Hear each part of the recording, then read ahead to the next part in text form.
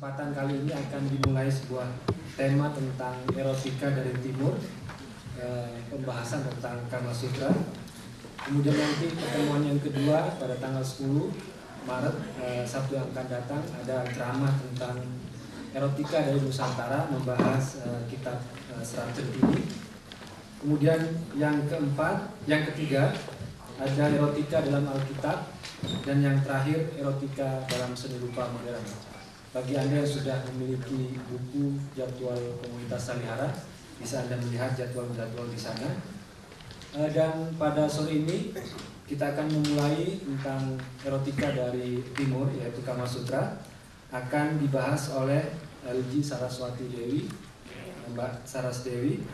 Beliau adalah pengajar filsafat di Universitas Indonesia dan juga dosen di Sekolah Tinggi Agama Hindu. Jadi beliau akan membicarakan erotika dari perspektif timur. Selamat sore Bapak Ibu, teman-teman sekalian. Senang sekali saya bisa berada di sini sore hari ini. Ini pertama kalinya saya bicara di Salihara. Yang saya hormati tentunya teman-teman panitia dari Salihara, Mas Tony, Pak Gunawan. Yang saya hormati juga beberapa saya lihat rekan-rekan dari Universitas Indonesia UMA, dan mahasiswa saya yang saya sayangi, dan tentunya Anda semua yang sudah berkenan hadir untuk acara seminar ini. Kita bisa lihat di sini Dewa Kama yang menggunakan kendaraan seperti burung dan memegang panah. Dalam ilustrasi ini Dewa Kama sedang mendapatkan tugas dari Brahma. Pada suatu saat ketika dunia dewata sedang dialami permasalahan, Brahma menginginkan supaya Dewa Siwa yang sedang melakukan pertapaan untuk jatuh cinta pada seorang gadis sehingga bisa menghasilkan anak, di mana anak itu nantinya yang akan mengalahkan seorang atau raksasa yang bernama Tatka. Nah, di dalam kisah ini tragis akhirnya, walaupun pada akhirnya Shiva jatuh cinta dengan Parwati, ketika Kama melepaskan anak panahnya, kemudian panah itu mengenai Shiva yang sedang melakukan meditasi, dia langsung membuka matanya yang terpejam ketika melakukan meditasi, melihat Parwati. Dia adalah reinkarnasi dari Laksmi, di mana ketika dia membuka matanya melihat Parwati yang biasanya dia tidak tergoda sama sekali, dia langsung merasa ada hasrat, ada gairah ketika melihat Parwati yang begitu cantik. Nah, tentunya ini mengganggu Shiva. Sayangnya malangnya Shiva melihat bahwa di balik semak-semak ada Dewa Kama, lalu dia marah. Apa yang terjadi? Mata ketiganya kemudian menghanguskan Kama. Akhir dari kisah ini, Kama pada akhirnya harus hangus menjadi abu. Itu mengapa legendanya atau mitologinya kita tidak bisa melihat cinta, tapi cara kerja cinta dia berada di mana-mana, dan dibalik mengapa Kama atau cinta itu invisible atau tidak terlihat.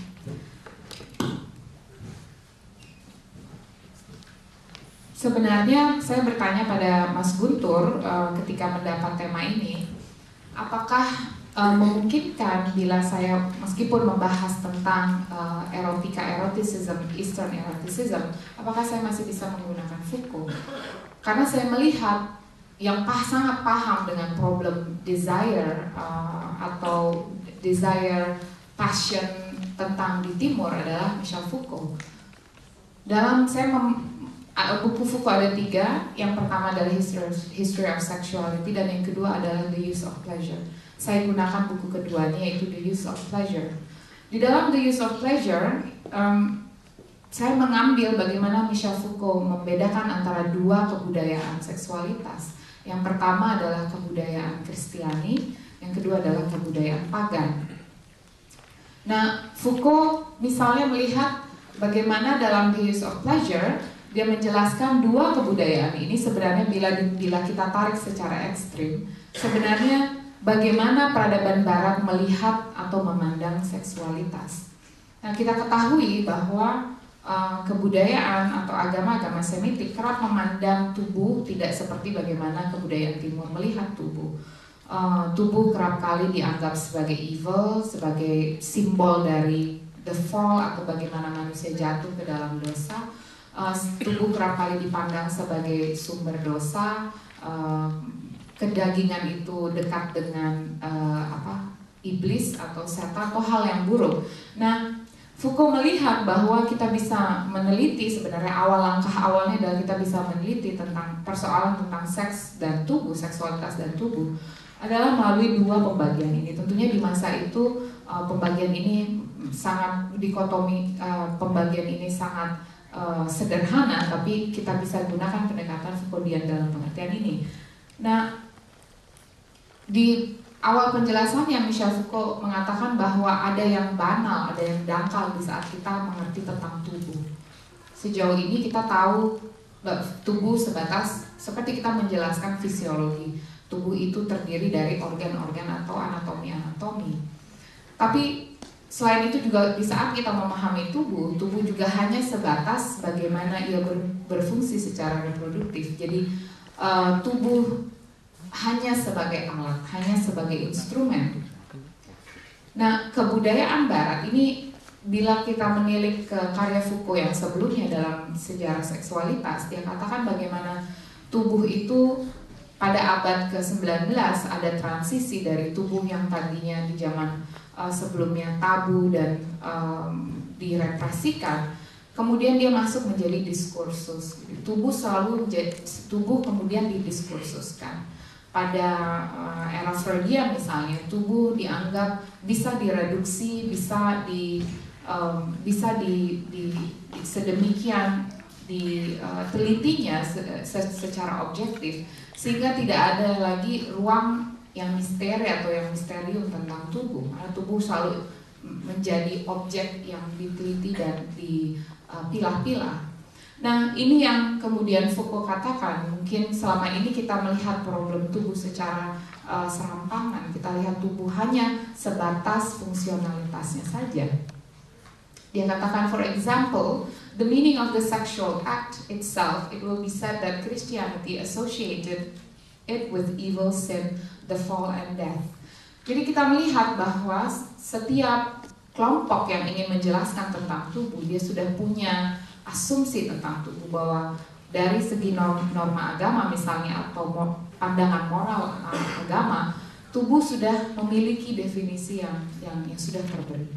Begitu juga dalam ilmu-ilmu pendekatan saintifik itu, tubuh sudah sedemikian dimasukkan ke dalam kotak. Ya, jarang sekali ada penjelasan atau ada ruang yang tadi dikatakan oleh yang kemudian oleh mistisisme di dalam Hindu, ruang misterium untuk tubuh. Nah, bila di dalam pembahasan yang tadi diekstrimkan oleh Foucault dalam peradaban Barat, tubuh menjadi wacana, tubuh menjadi diskursus, kemudian tubuh menjadi objek kritik dari agama. Kita melihat di dalam pandangan Timur misalnya, di dalam Kama Sutra, tujuan dari tubuh bukanlah untuk propagasi semata. Jadi bukan untuk melaksanakan meneruskan gen atau spesies. Bila saya harus bandingkan, dan Foucault juga membandingkan bagaimana yang paling dekat dengan penjelasan terhadap tubuh dengan baik adalah Plato. Foucault mengutip Plato, bagaimana Plato menjelaskan tentang bahwa seksualitas itu hal yang sangat alamiah, bahkan nesesitas, bahkan keharusan. Tetapi selalu ada justifikasi mengapa relasi seks atau seksualitas itu harus terjadi.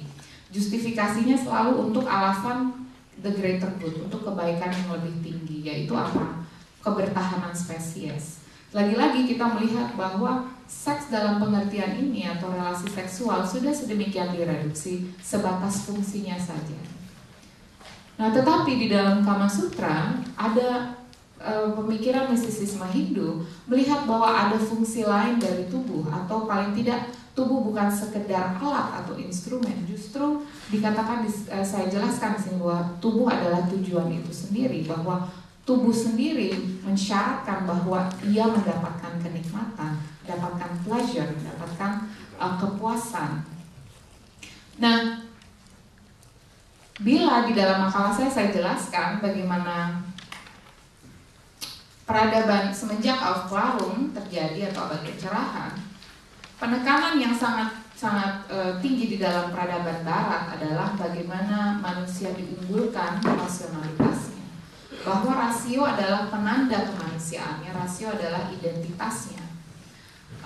Tetapi pemikiran Timur, khususnya dalam filsafat Timur, dalam kaitan ini ketika kita bicara tentang erotika dan seksualitas Timur, justru penundaan atau penundaan terhadap akal itu penting. Mengapa? Karena beberapa hal memang sangat irasional, memang sangat incomprehensible. Jadi Foucault mengatakan tidak saja manusia itu cukup dengan statusnya sebagai manusia yang berakal atau the thinking thing atau manusia yang berpikir, tetapi juga manusia adalah the desiring man, manusia yang memiliki hasrat, memiliki passion. Nah, mengapa Foucault mengatakan demikian? Bahwa tidak cukup menjelaskan bahwa manusia itu selalu menggunakan rasionya sebagai tolak ukur akan apa yang ia alami, atau tidak cukup mengobservasikan dunia atau melihat dunia cukup melalui akalnya. Itu mengapa misalnya di dalam filsafat Timur ada satu kata yang kerap kali digunakan, yaitu rasa, essence atau juice, itu sebenarnya artinya dari rasa. Tidak cukup melihat dan menelaah secara komprehensif, tapi yang terpenting adalah merasakan, menyaksikan kemudian merasakan. Rasa inilah yang dikatakan oleh Foucault sebagai irasional, tidak bisa dirasionalisasikan. Di sini saya jelaskan misalnya, ketika mencapai suatu kepuasan seksual, sensasi itu dikatakan sebagai sesuatu yang di luar komprehensi kita. Tegang sekali Bapak Ibu. Di luar komprehensi kita. Kenapa saya katakan demikian? Mungkin bila kalau Heidegger katakan bisa kita gunakan bahasa puitis untuk menjelaskan suatu rasa yang di luar daripada rasio kita, tapi untuk didiskursuskan atau diwacanakan itu sangat sulit karena dia sangat irasional. Jadi tubuh secara rasional dia punya peran, dia punya tugas, dia punya tanggung jawab kepada masyarakat sosial. Tubuh sosial dia punya fungsi, dia punya tuntutan yang harus dipatuhi ketika berada di tengah-tengah masyarakat. Tapi tubuh menurut pemikiran Timur adalah tubuh yang individual. Dia tubuh yang layak mendapatkan kepuasan, bukan hanya mungkin layak, berhak dan memang necesitasnya adalah mendapatkan kepuasan, mencapai kenikmatan. Nah, ini yang dikatakan bahwa beralih dari Foucault tidak mengatakan ini, tapi pemikiran Timur mengatakan bahwa sesuatu yang sangat unik adalah relasi seksual adalah relasi estetis. Estetis maksudnya apa? Dia terjadi ketika kita sadar. Ya. Bapak Ibu pasti kalau dalam berelasi seksual kan kita sedang sadar ya, menjalankan sensasi-sensasi atau indrawi kita. Tetapi uniknya, walaupun datangnya dari sentuhan kita, dari kita melihat, dari kita bersentuhan, bersinggungan, sensasinya itu transendental. Jadi awalnya dari sesuatu yang sangat fisikal, sesuatu yang menyangkut indrawi kita, tetapi berakhir pada sesuatu yang transendental. Transendental itu dalam pengertian ada sesuatu yang melampaui dan agung. Jadi dalam mistisisme Timur pada akhirnya persinggungan tubuh inilah yang dikatakan sebagai keunikan inilah yang kemudian menjadikan pengalaman yang tadinya pengalaman yang sangat fisikal menjadi pengalaman yang transendental. Ini nggak bisa dibesarkan lagi ya. Sebenarnya setelah melewati, saya sudah buat sedemikian rupa bahwa awalnya kita mulai yang susah-susah dulu, teori-teori dulu. Nanti yang enaknya belakangan. Jadi Bapak Ibu, sebenarnya untuk masuk ke dalam pemikiran filsafat Timur, saya harus jelaskan dulu topografi dari ketika saya bilang Weda, saya harus jelaskan dulu topografinya. Nah, teks saya yang saya tulis itu saya ambil dari dua teks besar, yaitu Brihadaranyaka Upanishad dan Kama Sutra. Bila Anda lihat Weda atau kitab suci bagi orang Hindu itu dianggap kitab suci, tapi saya tunda menggunakan kata kitab suci, saya gunakan kata teks di sini. Teks Weda itu bisa dibagi menjadi 4. Bila Bapak Ibu bisa lihat, ini dibagi menjadi 4, ya, Rigveda, Samaweda, Yajurveda, dan Atharva Weda. 4 dari teks tersebut atau kitab suci bagi orang Hindu bisa di dalamnya terdiri atas 3 bagian. Sama kalau misalnya Alkitab ada perjanjian baru, ada perjanjian lama. Ada bagian yang khusus bicara tentang mantra, ada bagian yang khusus bicara tentang Brahmana, dan yang terakhir adalah bagian Upanishad. Bagian mantra dan bagian Brahmana berurusan tentang bagaimana upacara atau liturgi terjadi di saat melakukan suatu yajna atau ritus keagamaan. Bagian terakhirnya atau bagian penutup adalah bagian Upanishad yang dikatakan sebagai bagian filosofisnya atau bagian mengkritisir dan refleksi atau kontemplasi terhadap bagian yang sebelumnya. Nah, bila Bapak Ibu lihat di sini Upanishad saya ambil dari Yajurveda. Yajurveda adalah salah satu teks Weda yang terpanjang, Yajurveda. Dan yang saya ambil adalah, bila Anda lihat Yajurveda, saya ambil Brihadaranyaka Upanishad. Saya lupa kok di mana Brihatnya. Nih, Brihadaranyaka Upanishad. Kemudian yang kita bahas, karena dia Weda kedudukannya adalah pada Sruti atau Weda Pewahyuan. Jadi tempatnya pada Weda Pewahyuan. Kita harus bandingkan dengan Smriti atau Weda Tafsir, di mana teks yang kita bahas yang satu berada pada ranah Sruti, yang satu berada pada ranah Smriti. Di manakah Kama? Bapak Ibu bisa lihat Kama berada di mana? Ya, Kama Sutra itu masuk pada bagian Upaweda.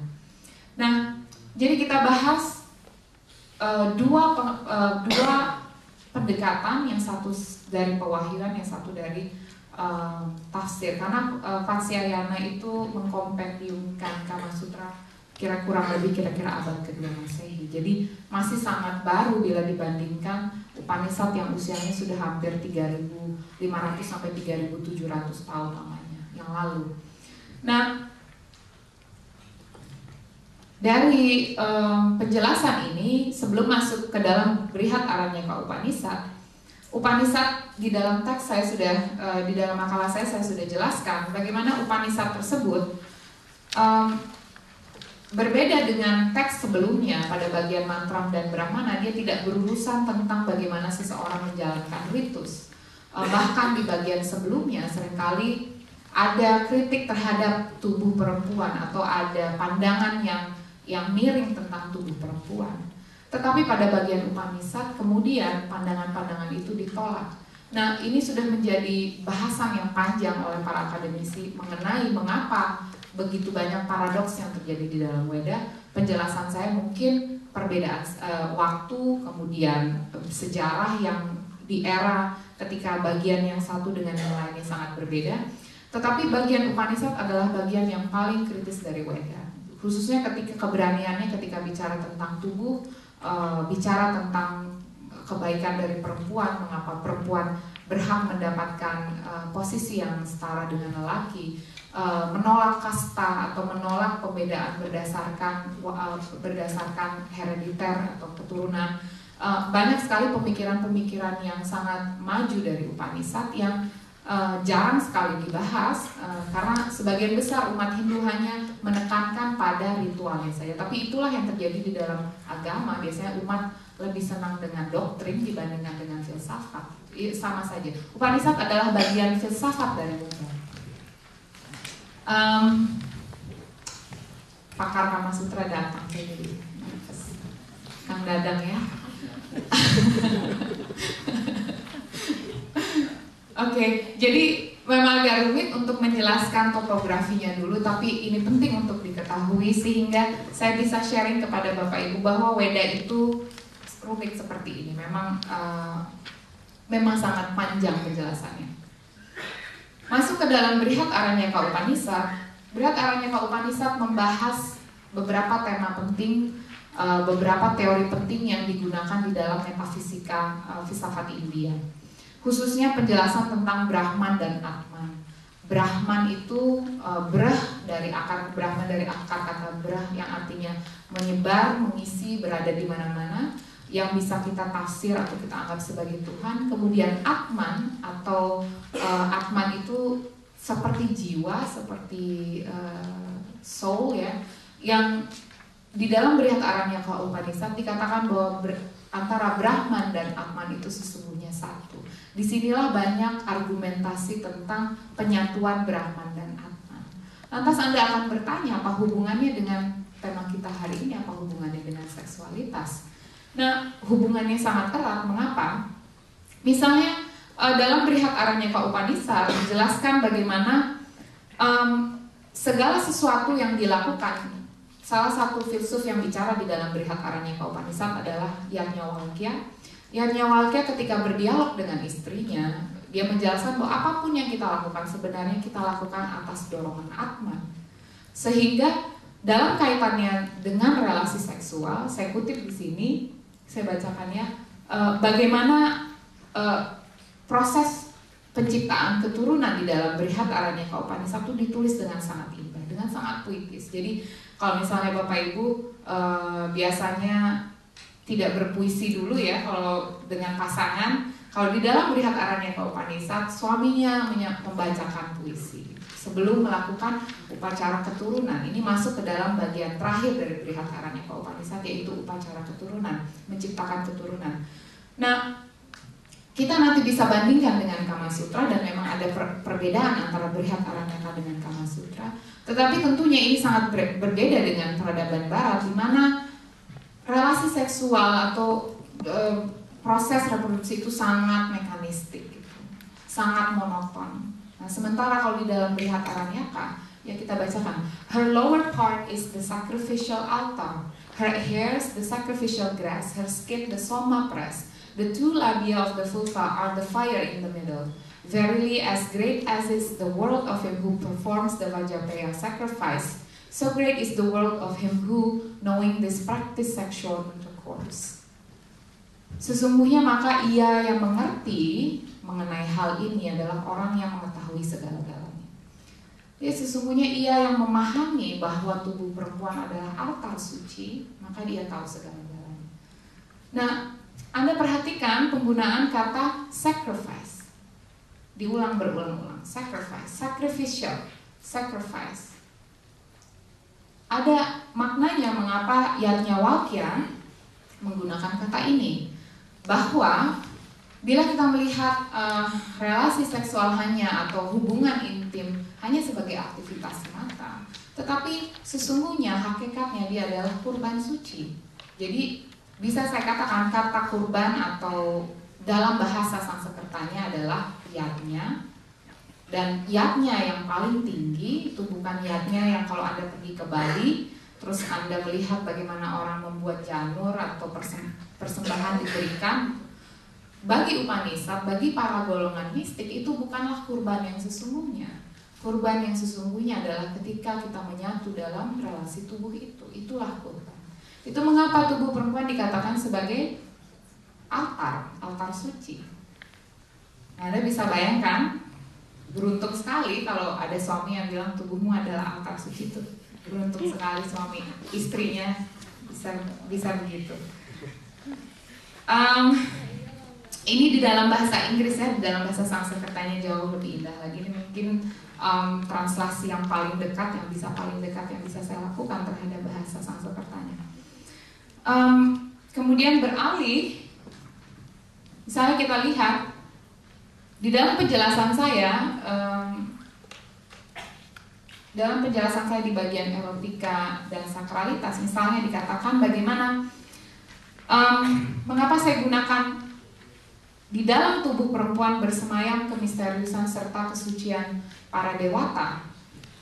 Karena diulang-ulang di dalam Brihadaranyaka Upanishad, sebelum melakukan ritus suci ini, dia memanggil semua dewa untuk tidak saja menjadi saksi, tetapi dewa-dewa ini ketika terjadi relasi seks, terjadi adu pasam ini atau relasi seksual ini, sesungguhnya Ishwara atau Brahman itu muncul, bermanifestasi di dalam dua orang.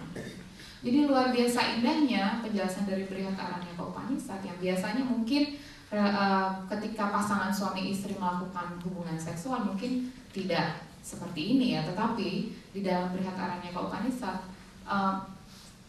bahkan suatu proses penciptaan keturunan pun yang dilakukan sepanjang spesies kita harus dihormati kemisteriusannya, harus dihormati sakralitasnya.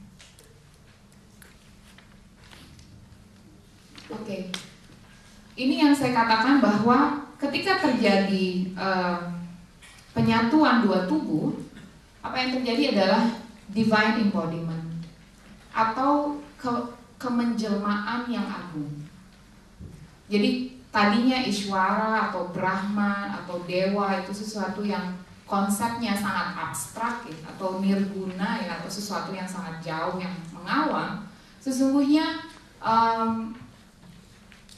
energi kedewataan itu menjelma ke dalam dua tubuh. Maka dari itu saya katakan mengapa kebudayaan India, misalnya kalau Anda datang melihat candi-candi yang berada di Yogyakarta misalnya, Anda melihat begitu banyak candi-candi yang menunjukkan lingam dan yoni, yang seringkali oleh FPI dibilang porno. Tapi bagi kebudayaan Timur khususnya dalam filsafat India, lingam dan yoni itu sangat penting untuk menjelaskan apa? Kemenjelmaan itu, kemenjelmaan dewata, kemenjelmaan agung itu, the divine embodiment. Bahwa kita masih ada koneksi dengan angkasa, dengan langit, dengan Brahman. Tidak mungkin Brahman memancarkan, mengemanasikan manusia, menjadikan manusia tanpa ada penghubung. Dan sesungguhnya tubuh ini yang kerap menjadi tubuh yang kotor, yang menjadi sumber. Justru juga tubuh yang menjadi penghubung dengan dunia para dewata atau dunia Tuhan atau realitas Brahman. Nah, maka dari itu banyak sekali kuil-kuil, kurang lebih sebagian besar kuil-kuil yang kita bisa lihat di Jawa itu memuja lingam dan yoni. Ini tadi saya sudah jelaskan bagaimana melalui penyatuan itu Ishwara muncul. Banyak sekali, saya harap Anda tidak bingung ketika saya katakan di dalam Weda itu tidak pernah disebutkan nama satu Tuhan ya. Jadi selalu dikatakan Brahman, bisa Trimurti atau Brahma, Siwa dan Wisnu, kemudian ada Ishwara. Dan ini semua sebutan-sebutan dari Tuhan yang biasanya dikatakan bila dia menjelma atau dia berwujud menjadi sesuatu Brahma, biasanya Brahma dikatakan sebagai Ishwara.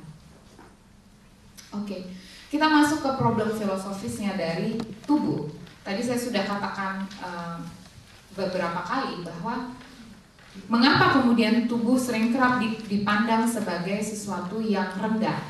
Kalau kita menilik kepada Plato, misalnya Plato mengatakan bahwa estetika Plato mengatakan bahwa tubuh itu, keindahan tubuh itu imitasinya dari imitasi. Imitasinya dari imitasi.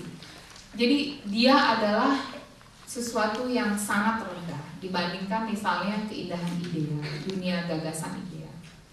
Begitu juga kalau kita melihat misalnya bagaimana Plato menjelaskan di dalam, dia katakan bahwa tubuh itu memenjarakan jiwa yang dengan analogi kusir, di mana tubuh itu selalu menyeret manusia untuk berada terus di bawah, sementara jiwanya ingin mengepak ke atas.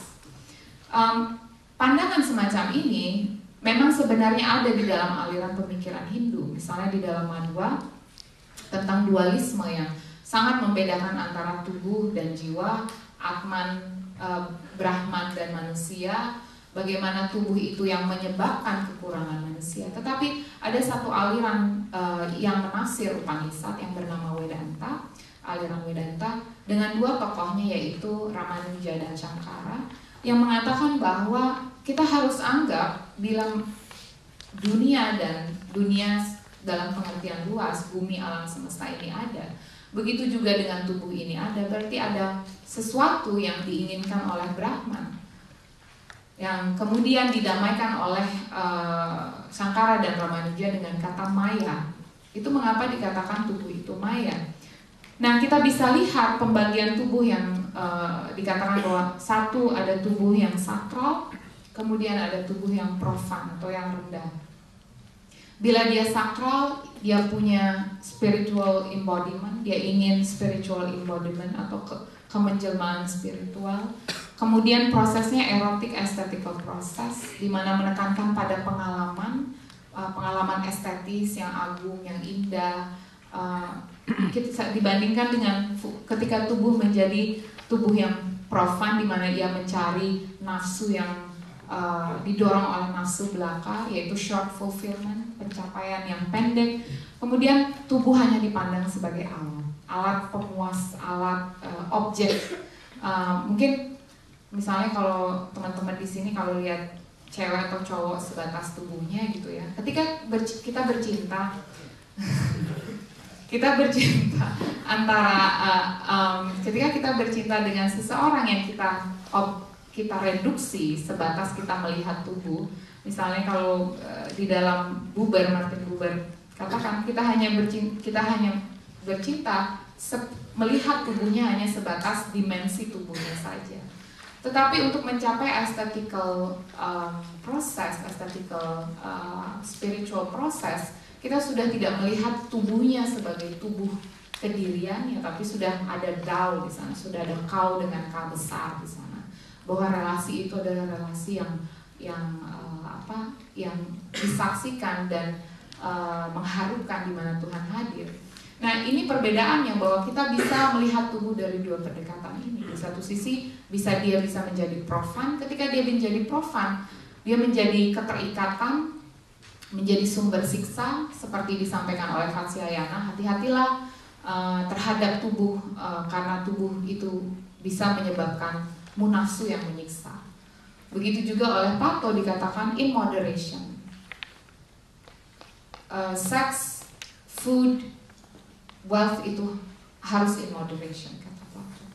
Nah, ini yang dikatakan bahaya oleh agama Semitik, tubuh yang seperti ini. Tentunya di dalam pemikiran filsafat Timur ada konsep tubuh yang seperti ini.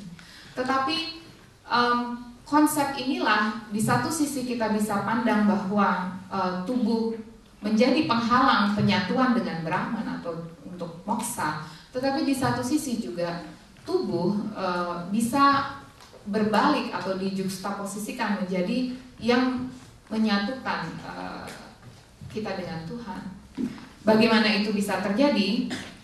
Shankara dan kemudian Ramanuja mengembangkan teorinya bagaimana maya atau daya kreatif atau energi kreatif dari Brahman yang sebenarnya memungkinkan pengalih fungsian dari tubuh yang sangat profan berganti dalam satu detik menjadi tubuh yang sakral.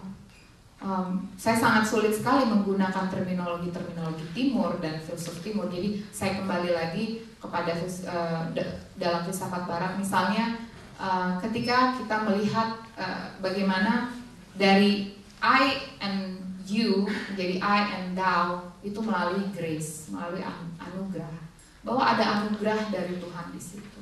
Kalau di dalam filsafat Timur dikatakan bahwa disitulah ada vijnana, saat pencerahan atau epifani, di saat tiba-tiba kita merasakan kehadiran Tuhan melalui tetap menggunakan unsur ketubuhan kita. Nah, inilah yang dikatakan bagian dari Upanishad, dan memang itu menjadi bagian yang paling dominan dari Upanishad.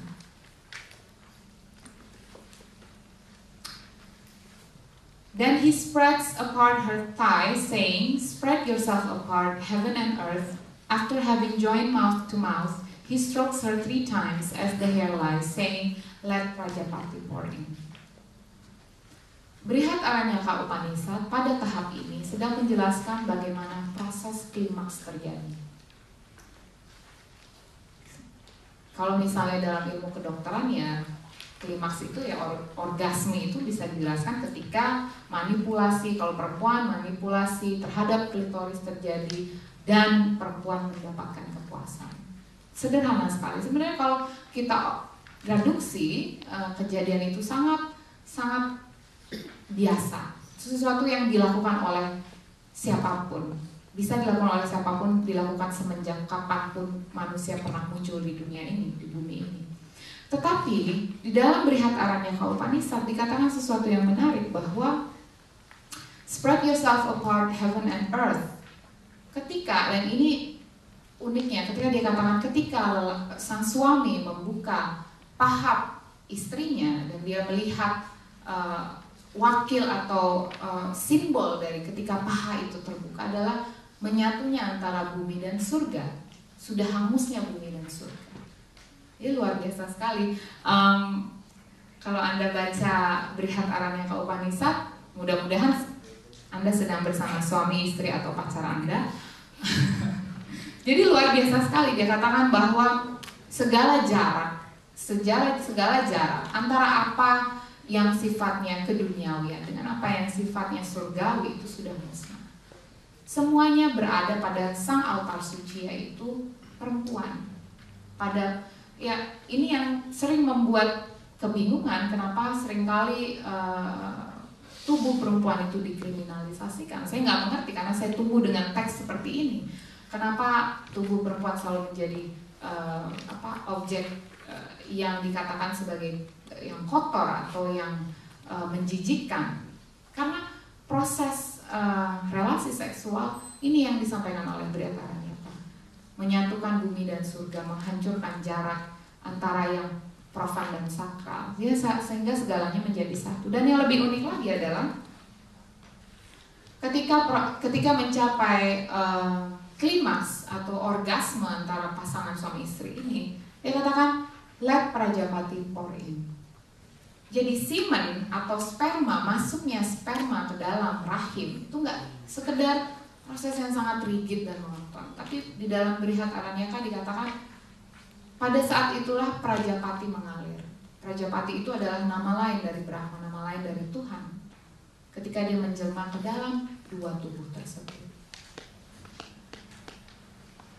Di dalam makalah saya jelaskan mengapa kemudian tubuh itu bisa diibaratkan sebagai candi, sebagai tempel, di mana di tempat inilah Tuhan muncul, di tempat inilah Dewa muncul, di tempat inilah yang paling suci terjadi, ritus paling suci terjadi. Ini mengapa dikatakan ada transformasi dari tubuh yang sifatnya profan, yang tubuh menjadi tubuh yang awalnya adalah mendekatkan kita dengan nafsu dan keduniawian, berubah menjadi tubuh yang sakral. Transformasi ini penting untuk dijelaskan dalam Brihadaranyaka Upanishad, karena transformasi atau perubahan, revolusi dari yang profan menjadi yang sakral hanya bisa terjadi bila ada grace tadi, bila ada anugerah, bila ada kehendak dari Brahma. Dalam pengertiannya, Maya, kenapa konsep filsafat ketuhanan di dalam Upanishad sering ditanyakan mengapa kemudian Tuhan membuat Maya, membuat dinding atau cadar ilusi itu. Mengapa harus ada dunia atau harus ada tubuh yang kita selalu terikat dengan kesengsaraan. Ekstrimnya nanti Siddhartha Gautama atau Buddhisme mengkritik bagaimana Hindu selalu mengglorifikasikan kesengsaraan. Kemudian Buddha mengatakan kita harus akui bahwa hidup itu adalah dukkha atau kesengsaraan. Maka kita tugasnya adalah mengeliminir, menghilangkan dukkha untuk mencapai ananda atau kebahagiaan utama. Tapi di dalam Buddhisme, tubuh yang walaupun ada konsep tantra, tubuh tidak mendapat perhatian sebegini besarnya di dalam seperti di dalam Hindu. Di dalam Hindu, tubuh itu tadi saya jelaskan bagaimana tubuh dianggap sebagai tidak saja sebagai instrumen, tapi sebagai petanda, sebagai jejak bahwa residu bahwa Brahman was here, Brahman ada di sini, bahkan masih ada di sini. Tubuh itulah petandanya, tubuh itulah jejaknya. Nah,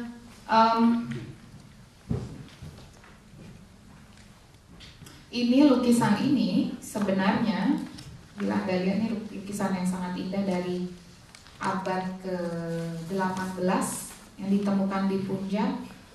Lukisan yang sangat indah. Anda tahu lukisan siapa ini? Antara biasanya kalau ikon-ikon yang lelakinya badannya warnanya agak gelap itu pasti Krishna, betul. Krishna dengan pasangannya yaitu Radha. Ini adalah Radha Krishna. Nah, ini posisi yang kerap digambarkan tentang Radha dan Krishna. Ini masih sampai ada satu tahap, kalau bahasa kerennya itu foreplay. Kalau di dalam Kama Sutra, Samprayoga atau bagian sebelum melakukan kopulasi. Ya, di bagian ini.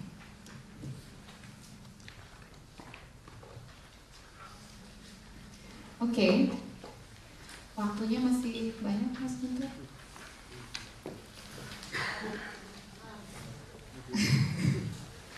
Gimana Bapak Ibu?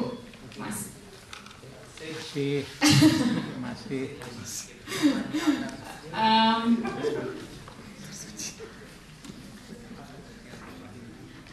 Udah mulai hangat ya, maksudnya hangat pembahasannya. Betul. Oke, selanjutnya kita masuk ke dalam Kama Sutra.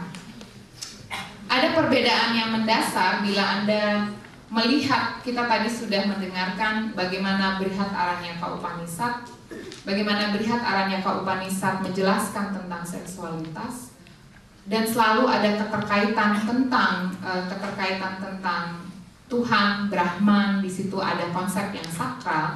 Itu tidak terlalu di dalam Kama Sutra. Itu tidak terlalu ditekankan oleh Kama Sutra. Maka dari itu di pembukaan dari kuliah atau ceramah ini saya katakan bahwa Kama Sutra itu menekankan tubuh bukan sebagai means, bukan hanya sebagai alat, gitu, tapi as an end, sebagai satu tujuan. Saya jelaskan mungkin yang umum tentang Kama Sutra. Ia dikompilasikan oleh Vatsyayana pada abad kedua. Teks ini terdiri dari 1250 penggalan aforisme. Jadi di zaman itu Vatsyayana, kalau Anda membaca teks-teks yang lain di zaman itu, ada perbedaan yang mendasar tentang cara Vatsyayana menulis, yaitu tulisannya itu sangat ringkas, dalam pengertian bila penulis-penulis di zaman itu banyak menggunakan alegori, kemudian sangat spiritual atau banyak mengutip dari Weda. Vatsyayana ketika menulis ini dia sungguh-sungguh ingin menjadikan buku ini suatu buku panduan etis. Buku panduan etis tentang bagaimana seseorang atau pasangan suami istri atau orang yang dalam, saya nggak bisa bilang ini hanya untuk suami istri karena dijelaskan juga tentang bagaimana mencapai kepuasan seksual ketika antara dua orang lelaki atau hubungan homoseksual. Tujuannya memang untuk mencapai kepuasan. Jadi bukan, walaupun dia jelaskan di bab sebelumnya tentang filsafatnya, tetapi tujuan utamanya adalah tentang kenikmatan, tentang pleasure. Nah, Kama Sutra dibagi lagi menjadi 7 bagian. Dari 7 bagian itu karena banyak sekali yang bisa saya bisa share pada Bapak Ibu, mungkin yang lebih banyak adalah bagian pertama dan bagian kedua. Bagian-bagian terakhirnya banyak sekali mengatur tentang bagaimana memandu istri untuk bisa memuaskan suaminya. Kemudian tidak saja perempuan yang memuaskan lelaki, tetapi bagaimana lelaki bisa membuat perempuan itu terangsang atau drawita. Itu ada juga panduannya. Dari 7 bab lagi dibagi menjadi 36 subbab. Nah, Kama Sutra sendiri seperti saya sudah jelaskan, kama yang artinya tidak saja cinta. Mungkin bila di dalam Brihat Aranyaka Upanishad, kama seringkali dijelaskan sebagai cinta, tetapi kama itu juga berarti gairah nafsu, pemuasan indrawi. Dan sutra itu sendiri itu aturan, sistematika atau ajaran. Jadi Kama Sutra itu ajaran atau kompendium, aturan yang membahas tentang relasi cinta yang dalam pengertian ini lebih pada manifestasi seksual.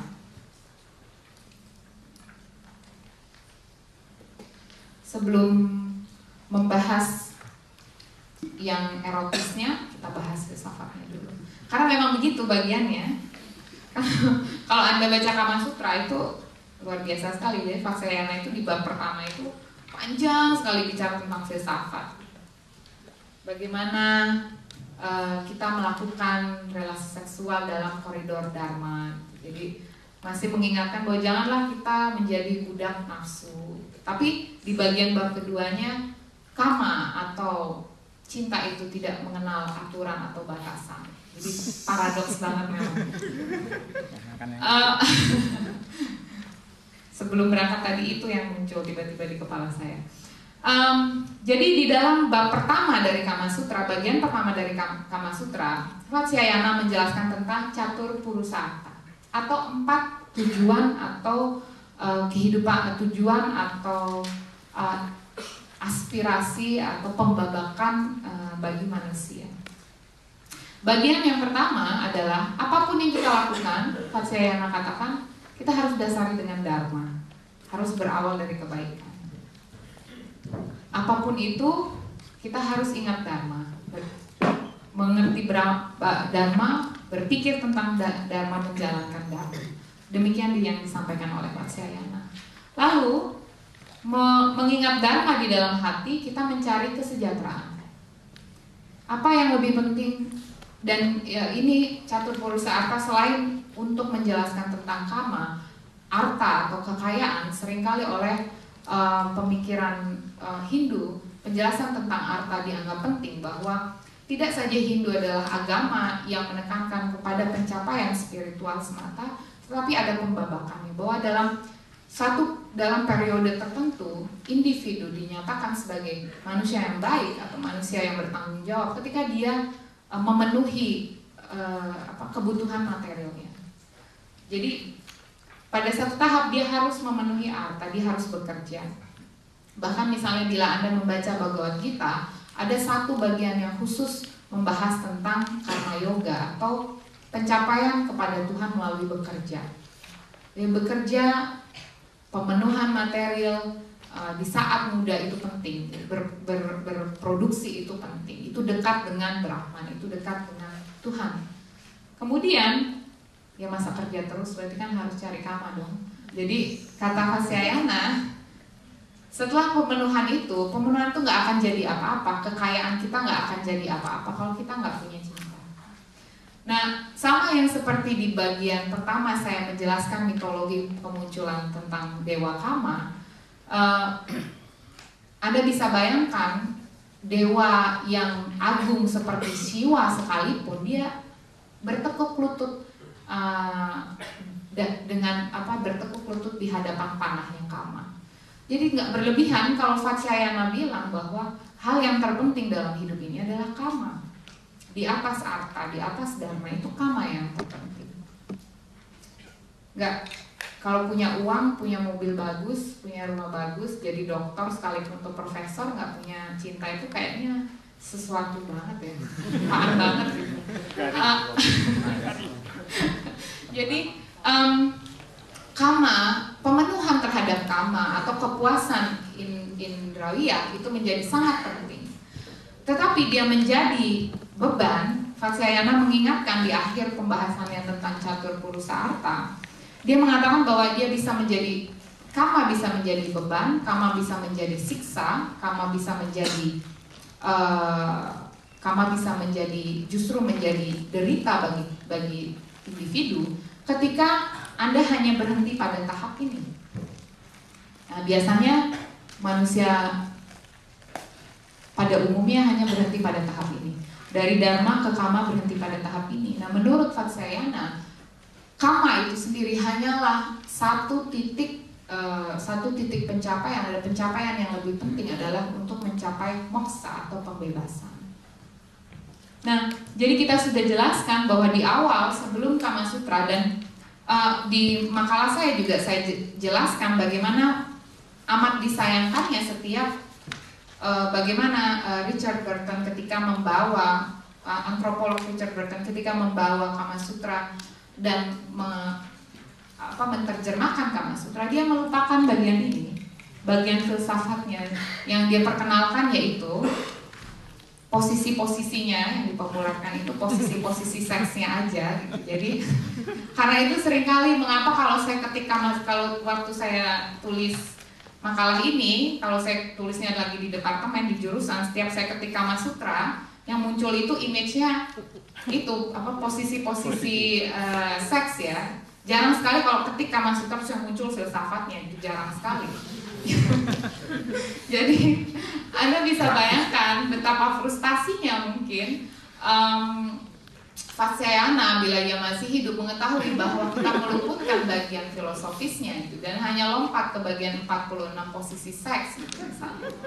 Enak sih enak 46 posisi seks itu, tapi itu yang dibedakan di dalam, tetap dikatakan tadi di awal di slide tentang ketika bagaimana posisi ketika sang suami membuka paha istrinya, disitulah dia melihat Ishwara, disitulah di dalam vaginanya disitulah bersemayamnya dewata.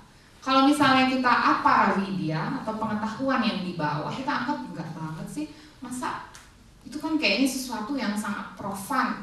Tetapi di dalam Upanishad ada paravidya atau pengetahuan yang lebih tinggi. Jadi dibedakan dua jenis pengetahuan, aparavidya dan paravidya.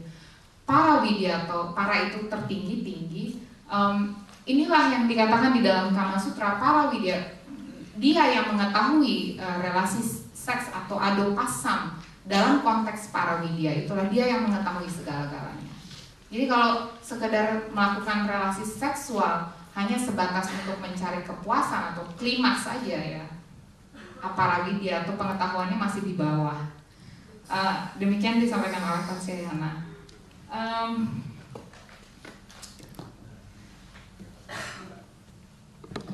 Lama banget saya, lebih ya Mas ya. Sejam lebih saya. Oke.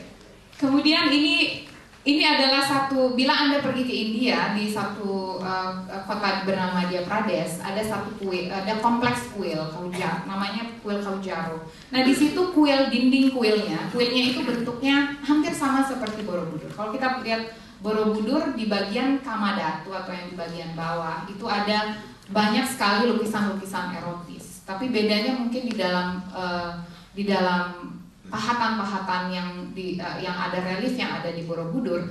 Pahatan itu menunjukkan bagaimana seks itu, karena itu candi Buddha seperti saya sudah jelaskan, mengatakan bahwa relasi itulah yang menyebabkan sengsara. Jadi kita harus sampai ke arupa dhatu, sampai yang paling tinggi. Tetapi berbeda dengan konsep yang ada di Madhya Pradesh, bahwa di bagian luar dinding itu banyak sekali relief-relief erotis atau erotic art ya, pahatan erotis. Di sini menunjukkan bagaimana pemuasan seksual itu sesuatu yang sangat alamiah. Bahkan menurut Vatsyayana sesuatu yang sangat mendasar. Ini dia katakan di dalam bagian kedua ayat ke-37. seksualitas adalah esensial dalam keberlangsungan hidup manusia.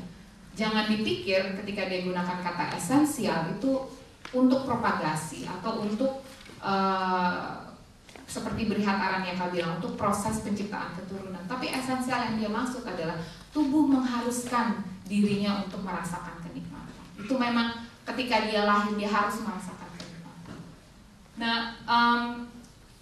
pahatan di Khajuraho, bila Anda lihat, Anda punya kesempatan melihat, itu berada di depan dari kompleks di bagian awal. Kemudian di bagian ke dalam baru ikonnya atau dewa-dewanya adalah dewa-dewa yang menunjukkan level spiritualitas yang sudah tidak lagi ada pengaruh duniawi atau pengaruh tubuh. Tetapi bukan berarti kemudian tubuh itu sesuatu yang kemudian dipandang rendah, tetapi dia satu tahap di mana Vatsyayana dalam pembabakan Hindu dikatakan bahwa setelah Grahasta yang muncul adalah tahap Wanaprastha. Dari Wanaprastha adalah Sannyasa. Dari Brahmacharya, dari Grahasta sampai Wanaprastha, kemudian yang tahap paling tinggi adalah Sannyasa atau tahap tapa. Pada tahap Grahasta inilah seseorang dibebaskan, puas-puasin sama pasangan melakukan relasi seksual. Tapi tentunya kita tidak bisa selama-lamanya mengandalkan kebahagiaan atau ananda dari seksualitas, dari relasi seksual. Itulah mengapa dikatakan Vatsyayana, pembabakan setelah kama adalah moksa, mencari kepuasan yang lebih tinggi, kepuasan yang tidak lagi berhubungan dengan tubuh. Ya, ini tadi saya sudah jelaskan Samprayoga. Nah, kalau Anda lihat di dalam bab kedua, dalam Kama Sutra, segala teknik untuk merangsang, teknik untuk meningkatkan gairah sebelum kopulasi itu dibahas. Di atas udah gerasak busuk gitu.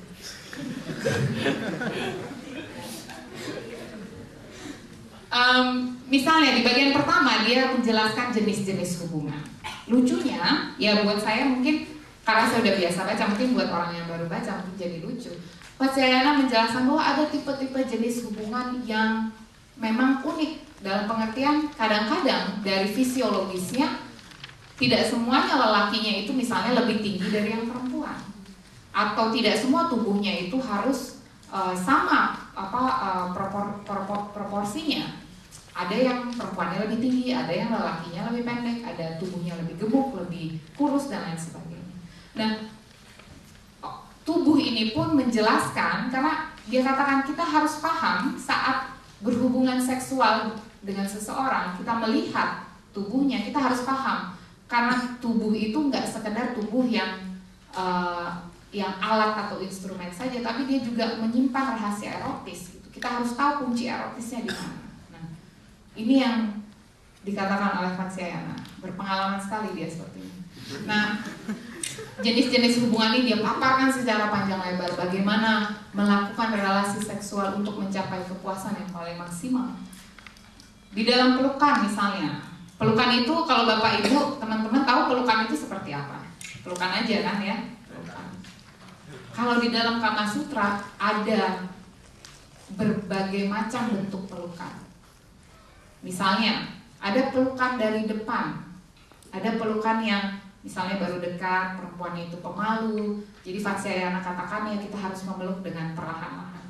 Tetapi untuk pasangan suami istri yang misalnya sudah berpisah sekian lama, ada pelukan yang bergairah, yang cepat, yang keras, yang sangat posesif, ada juga dia katakan. Jadi berbagai macam bentuk pelukan.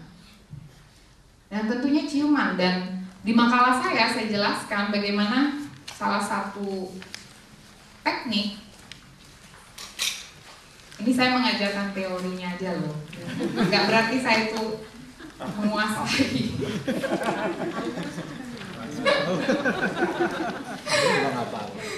Oke, salah satu teknik ciuman banyak sekali ya. Ada empat teknik ciuman misalnya. Mengecup itu ada 4. Dia katakan ada yang sama atau ketika kita sejajar, ada yang mencium dari belakang, ada yang mencium ditekan, ada yang mencium dengan kepala yang dimiringkan. Itu semua kecupan-kecupan itu menghasilkan sensasi yang berbeda-beda. Itu mengapa di berbagai individu, misalnya ada orang yang senang dengan bentuk ciuman tertentu. Yaitu yang dimaksud oleh Vatsyayana, observasi bentuk tubuhnya, ketahui. Bahkan Vatsyayana mengatakan kita bisa tahu perempuan itu bohong atau enggak dari rintihannya. Oh iya. Misalnya kita bisa tahu, dan Vatsyayana menjelaskan secara eksplisit bagaimana kita bisa tahu perempuan ini sedang terangsang atau drawita ketika kita dengar rintihannya, lihat ekspresinya. Apakah ekspresinya menyerupai seperti ini? Dia jelaskan secara mendetail di dalam Kama Sutra. Dan misalnya salah satu bentuk ciuman yang saya kutip ini ya, Vatsyayana menulis there are further 4 kinds of kisses, equal atau dalam bahasa Sanskertanya sama, crosswise atau tiryaka, reverse atau udbaranta, dan crest atau piditaka. Kalau crosswise itu yang kepalanya yang satu miring ke sana, yang satu miring ke sana. Nah, bagi Vatsyayana ciuman itu adalah stimulan yang paling penting. Stimulan yang paling penting sebelum terjadi kopulasi.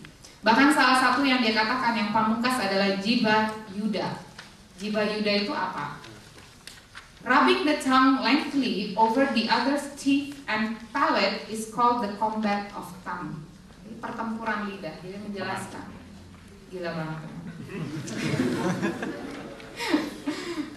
Tapi kita harus ingat, kita bicara ya tentang relasi teknik seksual sekarang dalam konteks dharma. Kalau saya datang untuk dharma di sini. Oke, selain ciuman juga ada pencakaran. Kalau mungkin dalam bahasa modernnya adalah SNM. Ada pencakaran, ada gigitan. Jadi di dalam Kama Sutra dikatakan ada satu titik ketika Anda sedang pada tahap samprayoga atau foreplay ini, satu titik yang kalau digigit di perempuan itu, nah itu lemahnya di situ. Di mana? Anda harus baca. Kemudian ada tentang macam cara berbaring. Ada pukulan yang pemukulan, tapi ya pukulannya yang erotis itu bukan ditampar yang KDRT gitu, bukan. Jadi biasanya gimana kan Dada? Parah banget. Biasanya suaranya tentunya beda ya, kalau dipukul KDRT ya teriaknya kayak teriak kesatri. Kalau kata Vatsyayana bunyi rintihannya itu berbeda. Spanking. Spanking, betul sekali. Kemudian ada permainan peran. Nah, dikatakan di sini samprayoga itu juga bukan soal kita pergi ke kamar sama pasangan kita, buka baju langsung kopulasi atau langsung berhubungan intim, tapi juga ada permainan di sini. Kama Sutra juga erotika itu kan tentang arousal. Jadi it's not about sex only, tapi it's about the arousal, tentang rangsangan itu, desire itu, passion itu. Nah, bagi Vatsyayana bermain peran itu penting. Jadi itu mengapa kalau bahasa ludus itu, ludic game itu penting. Bagaimana bermain peran untuk meningkatkan gairah itu penting. Kemudian di bab 9 ada auparistaka dan ini Vatsyayana tulis khususnya panduan untuk kaum homoseksual yang menyukai atau melakukan oral seks. Tidak saja untuk homoseksual tapi untuk pasangan suami istri juga. Bila Anda melihat insinya dan relief di Khajuraho, Anda bisa melihat bahwa itu tidak semua antara suami istri, lelaki perempuan, tetapi juga antara lelaki. Jadi seperti saya katakan, di dalam filsafat timur, khususnya dalam Kama Sutra, aspek bahwa tubuh itu harus ada fungsinya, dan fungsi itu adalah reproduksi, dia tubuh sosial yang harus bertanggung jawab pada komunitas dan masyarakat, itu tidak begitu dipentingkan. Ya, tubuh fungsinya yang terutama adalah merasakan kenikmatan. Dan yang ke-10 adalah memahami relasi melalui tata cara hubungan seks. Nah, ini lucu sekali. Jadi kita bisa tahu relasi seseorang dari cara dia berhubungan seksual. Jadi dia bagi menjadi 10 gitu. Kalau misalnya ke-46 Samprayoga ini dilakukan dengan sangat sabar, dengan perhatian, gimana? Apakah kamu merasakan kenikmatan? Biasanya menurut Vatsyayana itu hubungan cinta kasih. Tetapi ada juga hubungan dengan korsan atau dengan pihak wanita penghibur atau perempuan yang tidak terlalu dia cintai atau pasangan yang tidak terlalu dicintai. Biasanya ingin bergegas gitu. Setelah mengakhiri hubungan seksualnya, biasanya tidak ada pelukan. Kalau untuk Vatsyayana dijelaskan, biasanya kalau dengan orang yang kita kasihi, biasanya entah tangannya dicium dulu, kemudian peluhnya dihapus, kemudian dipeluk, dijelaskan. Jadi kita bisa tahu, kita bisa analisa relasi kita, misalnya Anda dengan suami, istri, atau pacar dari cara melakukan relasi seksual. Relasinya itu seperti apa?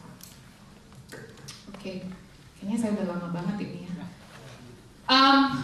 Nah, pasti yang terakhir nih, yang seru-seru yang terakhir biasanya. Ini adalah satu gaya dari Samprayoga, yaitu Lata Vesti Taka, di mana yang perempuan ini relief juga di Khajuraho di Madhya Pradesh. Bagaimana yang perempuan seperti memanjat yang lelaki, menaikkan paha kanannya, kemudian melingkarkan tangannya di pundak yang lelaki.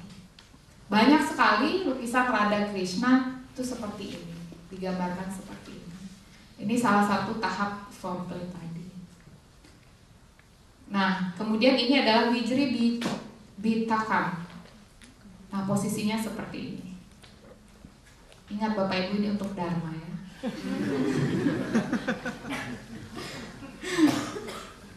Kemudian ada Udah Baranta. Itu tadi. Mencium dari kecupan dari belakang, reverse. Di mana payudaranya dirangsang sehingga perempuannya mencapai drawita. Langsung difoto. Oke, masih banyak sekali, banyak banget, puluhan, tapi nggak ada waktunya untuk bahas semua gaya di sini. Kesimpulan dari saya adalah yang kita pahami, saya mengambil kesimpulan di dalam teks, saya mengutip satu pembicaraan Yajnavalkya dengan Maitreya. Maitreya katakan, jadi untuk apakah kita hidup? Yajnavalkya katakan yang kita hidup untuk membahagiakan diri. Tetapi ingatlah bahwa kita hidup bukan atas dorongan diri kita sendiri, tapi kita hidup atas dorongan Atman. Apa yang dimaksud oleh Yajnavalkya ketika mengatakan bahwa kita hidup untuk dorongan Atman? Bisa dengan dangkalnya, dengan banalnya, kita akan anggap relasi seksual itu relasi yang sangat biasa. Tetapi di dalam penjelasan Yajnavalkya, ketika kita berhubungan, ketika kita bercinta, sebenarnya yang kita cari adalah jejak tentang kesempurnaan Tuhan. Bahwa tubuh kita itulah menjadi percik-percik dari Tuhan itu sendiri. Dan Yajnavalkya katakan bahwa ketika kenyataan ini adalah lila, atau tubuh kita ini adalah lila, atau permainan dari Brahman, atau ciptaan dari Brahman, atau karya seni. Lila itu adalah energi kreatif, kitalah karya seni dari Brahman. Dan kita harus ingat bahwa yang dicari adalah di dalam hidup adalah Satchitananda, yaitu kebahagiaan yang paling utama. Dan sesungguhnya tubuh bukan instrumen semata, tapi tubuh menjanjikan sebenarnya kebahagiaan utama tersebut. Terima kasih.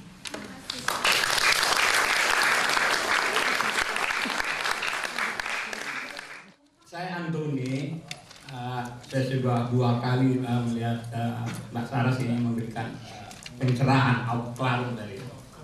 Satu, untuk kita menguasai ini kan merupakan satu ide, pemikiran, ajaran itu.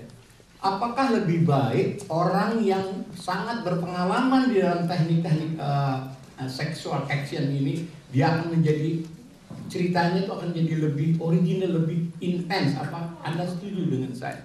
Sekedar kalau saya baca dari teks, saya baca dari buku, lalu saya buat ini, tapi saya sendiri nggak melakukan sexual act itu. Dan ada berapa tadi jurus-jurus seksual sampai 47 ya.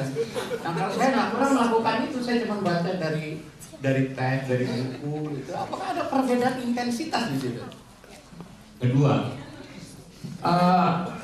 kalau Mbak Saras tadi mengatakan bahwa saya melihat Brahman, saya melihat ketuhanan, kebesaran, keagungan Tuhan di dalam tubuh wanita atau di dalam seksual intercourse itu. Kalau misalnya begitu kan artinya harus sama-sama mencintai. Saya mencintai Mbak Saras, Mbak Saras mencintai saya misalnya.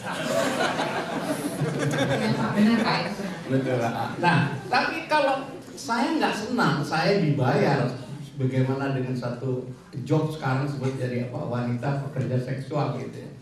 Apakah ini tidak melanggar esensi filosofi bahwa Tuhan menciptakan wanita dan pria itu sebenarnya untuk melihat kebesaran dia melalui hubungan seks. Tapi kalau terjadi transaksi PSK, apakah ini kita tidak melawan norma-norma estetika, norma-norma ketuhanan? Bagaimana Anda bisa mengelaborasi itu? Kemudian yang terakhir, teks ini semua itu kan adalah yang Anda bilang dari Upanishad, dari Weda dan segala macam cabang-cabang dan pohon-pohonnya yang saya juga sangat tertarik ini. Itu kan yang saya menjadi bingung itu ciptaan semacam power yang besar atau Tuhan dalam agama atau itu memang pikiran orang gitu loh. Kalau pikiran orang, saya merasa kadang-kadang ini nggak lengkap gitu. Apa yang dikatakan Weda harus gini. Nah, tolong dijelaskan apa yang tadi dijelaskan oleh Mbak Saras itu.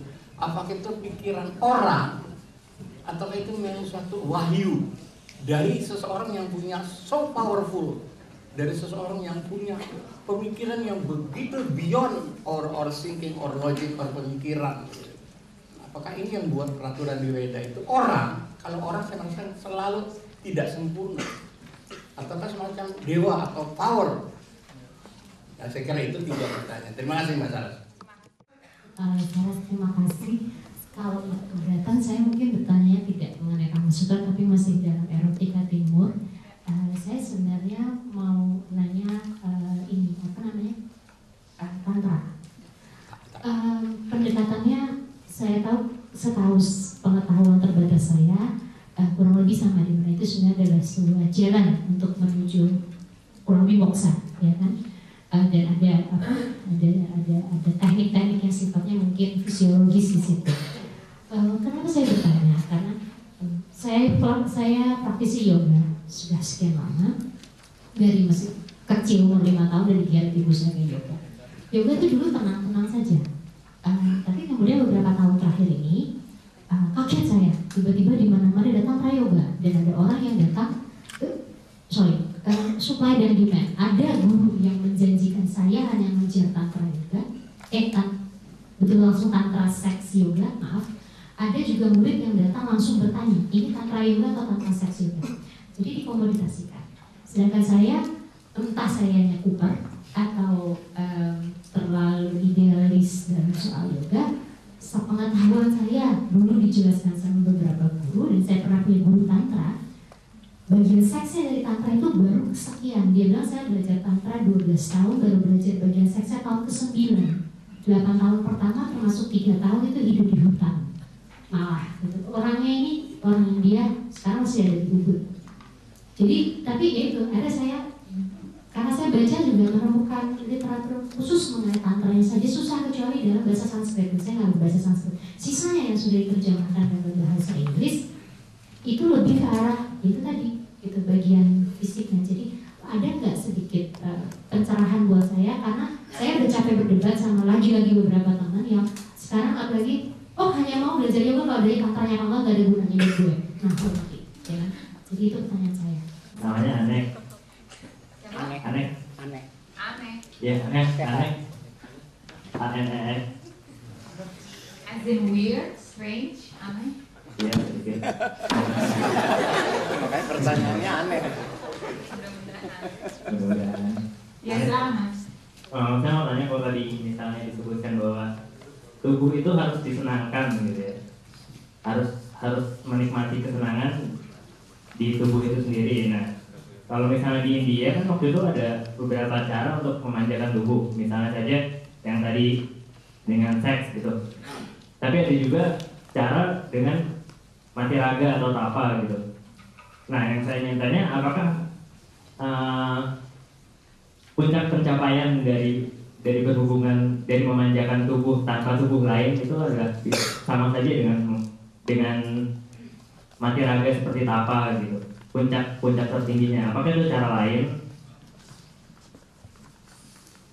Tanpa tubuh itu bisa negatif, bisa positif, itu bisa masturbasi atau bisa juga yang tapa tadi itu gitu kan. Itu kamu loh yang bilang. Oh, enggak, tadi sudah saya yang bilang.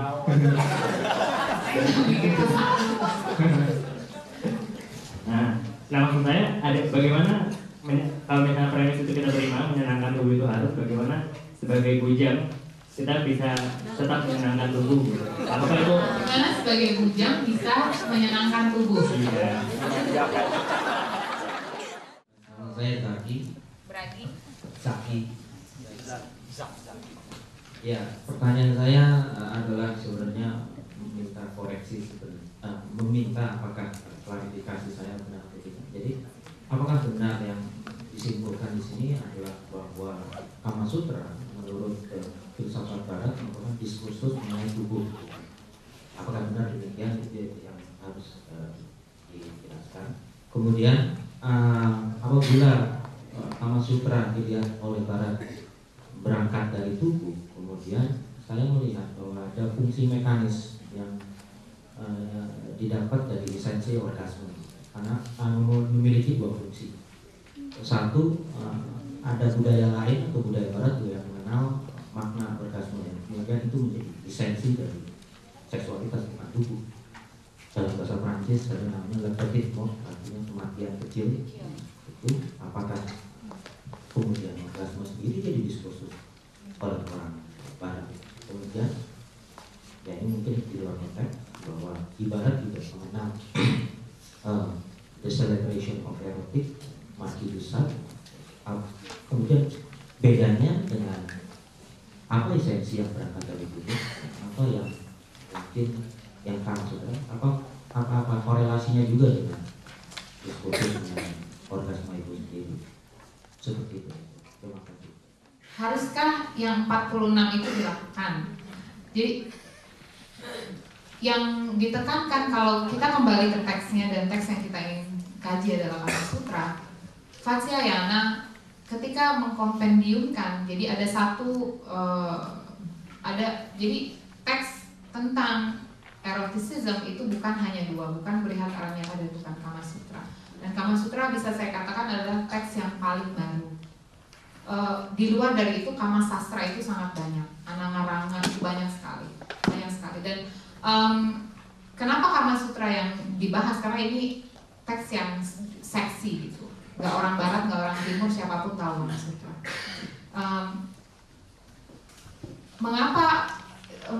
Kenapa dikatakan oleh Vatsyayana bahwa untuk mengetahui tubuh bukan hanya sekedar tubuh yang tugasnya, jadi tubuh itu bukan sekedar wadah gitu. Vatsyayana jelaskan tubuh itu bukan sekedar wadah untuk pikiran kita, bukan sekedar wadah yang memungkinkan kita beraktivitas, melakukan kerja, tapi tubuh itu juga sendirinya adalah sumber erotis. Dalam memahami itu tidak bisa kita tahu kalau kita tidak praktikkan. Itu mengapa penjelasannya sangat rigorous, sangat mendetil tentang bagian-bagian dari tubuh yang inside passion, yang inside sexual passion. Jadi saya rasa untuk Vatsyayana memang teks ini adalah pedoman, panduan untuk dilakukan. Seperti saya katakan, dia menulis di zaman ketika dia rasa memang pedoman atau panduan ini penting, dan dia tetap mengatakan bahwa buku ini adalah panduan etis terhadap bagaimana kita memahami tubuh dan tidak saja tubuh sendiri atau tubuh pasangan, tetapi juga bagaimana melihat relasi-relasi seks yang lebih yang sangat bermacam-macam. Jadi Vatsyayana nggak hanya menulis tentang lelaki dan perempuan, tetapi juga relasi orgiastik, itu relasi orgi, homoseksual, dan bentuk-bentuk relasi yang lainnya. Jadi saya rasa preferensi, kalau saya katakan tidak semuanya kemudian, kita bisa katakan tidak semuanya kemudian setiap orang merasa senang, atau Vatsyayana juga katakan tidak semuanya suka dengan semua bagian dari teknik-teknik tersebut, tetapi ini panduannya. Jadi tetap saja preferensi atau selera mungkin berbeda-beda. Kita nggak apa ya, yang ditekankan oleh Vatsyayana adalah bagaimana dia melihat bahwa tubuh itu bukan sekedar wadah tadi, tapi juga sumber memiliki titik-titik erotis yang bisa menyebabkan gairah. Jadi saya rasa itu yang sebenarnya ingin dia tampilkan. Betul Bapak tadi Bapak tanya bagaimana tentang relasi dengan wanita penghibur, dan dari 7 bab salah satu babnya memang menulis relasi dengan kortesan atau wanita lain yang di luar dari pasangannya atau dari istrinya. Dan kita harus menempatkan diri kita pada zaman itu, di zaman itu ketika seks itu bukanlah sesuatu hal yang tabu gitu. Jadi relasi-relasi itu adalah relasi-relasi yang dianggap oleh Foucault sebagai, di satu bab sebelum di bab sebelumnya dia menulis tentang perkawinan yang ideal. Tapi kemudian di bab yang selanjutnya dia tulis tentang berhubungan dengan wanita penghibur, dan kita jadi berpikir gitu. Kita merasa janggal karena ada keterputusan latar belakang sejarah gitu, dimana sejarah kita, modern sekarang atau kontemporer mengidealkan bentuk pernikahan yang memang absolut gitu, atau mengidealkan relasi seks, mengatakan bahwa relasi seks sebelum menikah itu salah atau shameful atau berdosa. Jadi kita nggak bisa mengaitkan dengan kondisi yang terjadi di zaman Vatsyayana. Tapi Vatsyayana menulis dengan terbuka bahwa harus kita, misalnya di salah satu bagian dia tulis, biasanya lelaki yang datang ke wanita penghibur dia merasa takut karena wanita penghibur itu mengetahui teknik yang lebih banyak daripada lelaki tersebut. Dan itu sangat lumrah, Anda nggak harus takut. Dia mengatakan secara terbuka demikian. Dan bahwa wanita penghibur itu bukan sekedar, dan cara dia menggambarkan wanita penghibur itu nggak sekedar seperti wanita itu objek gitu, tetapi belajar tentang kepuasan. Jadi ini tentunya angle yang sangat berbeda tentang bagaimana kita melihat pekerja seks misalnya, bahwa perempuan itu sama seperti misalnya kalau saya nggak bisa bilang kayak geisha itu wanita penghibur, tapi mungkin wanita penghibur kelas tinggi. Mereka punya, di dalam strata sosial mereka punya posisi yang terhormat, bahwa mereka dipandang bahwa memiliki kekuasaan gitu, jadi tubuhnya lah kekuasaan. Sama juga oleh Vatsyayana bahwa kita bisa belajar dari tubuh seorang perempuan penghibur, dari teknik, dari keberanian, dari audacity dari seorang wanita penghibur. Tentunya ini angle yang sangat berbeda. Jadi cara pembacaannya, kalau saya membaca Gadamer, kita harus punya kemampuan fusi itu, melihat konteks buku ini ketika dikompendiumkan dengan di masa itu, dengan bagaimana kita menginterpretasikan. Menurut saya sih gitu ya. Kemudian betul pertanyaan Bapak tentang wahyu tadi ya di dalam slide yang sebelumnya. Misalnya dan ini mengapa di dalam filsafat saya harus jelaskan secara lebih detail bahwa dalam melihat dua teks ini ada pembedaan yang sangat mendasar, nuansanya juga sangat berbeda, bahasanya juga jauh ya sangat berbeda. Kamasutra nggak akan menulis dengan menulis prosa seperti di dalam Brihat Aranyaka. Itu luar biasa sekali indahnya, tulisan tentang perempuan sebagai altar suci, kemudian vagina perempuan digambarkan sebagai the golden flower, sebagai bunga emas gitu. Jadi sangat indah sekali. Berbeda dengan Kama Sutra yang saya tadi katakan, sangat tidak berbelit-belit, tidak bersayap gitu kata-katanya. Jadi jelas, instruksinya jelas, to the point. Nah, selain juga zamannya jauh sangat berbeda, yang saya jelaskan tadi, Brihat Aranyaka adalah teks Sruti atau teks yang dianggap sebagai teks pewahyuan. Sedangkan Kama Sutra adalah teks tafsir dari Brihat Aranyaka. Bahkan Brihat Aranyaka Upanishad dikompendiumkan oleh Vatsyayana ke dalam Kama Sutra dengan bahasa yang lebih sederhana, dengan bahasa yang lebih efisien. Tetapi untuk pewahyuan, dan ini memang bagi kalangan orang umat Hindu, sebagai umat Hindu, Upanishad sendiri adalah teks yang, misalnya di sini ada mahasiswa saya di sini. Misalnya mereka belajar tentang filsafat timur dan diwajibkan untuk membaca Weda. Tapi Weda dalam pengertian ini di awal perkuliahan saya katakan kita membahas tentang teks Weda, bukan kitab suci Weda. Jadi sebenarnya teks-teks dari timur, khususnya dalam filsafat India, ketika kita harus belajar sistematika filsafat seperti Sabdarsana, kita harus membaca Weda, mau tidak mau harus membaca Weda, menelaah Weda secara lebih ketat. Dan kita tidak bisa menelaah Weda bila kita punya asumsi bahwa Weda tersebut adalah kitab suci. Kita agak kurang leluasa bergerak. Itu mengapa saya jelaskan di dalam pemikiran Hindu, ada Hindu sebagai agama, ada Hindu sebagai filsafat.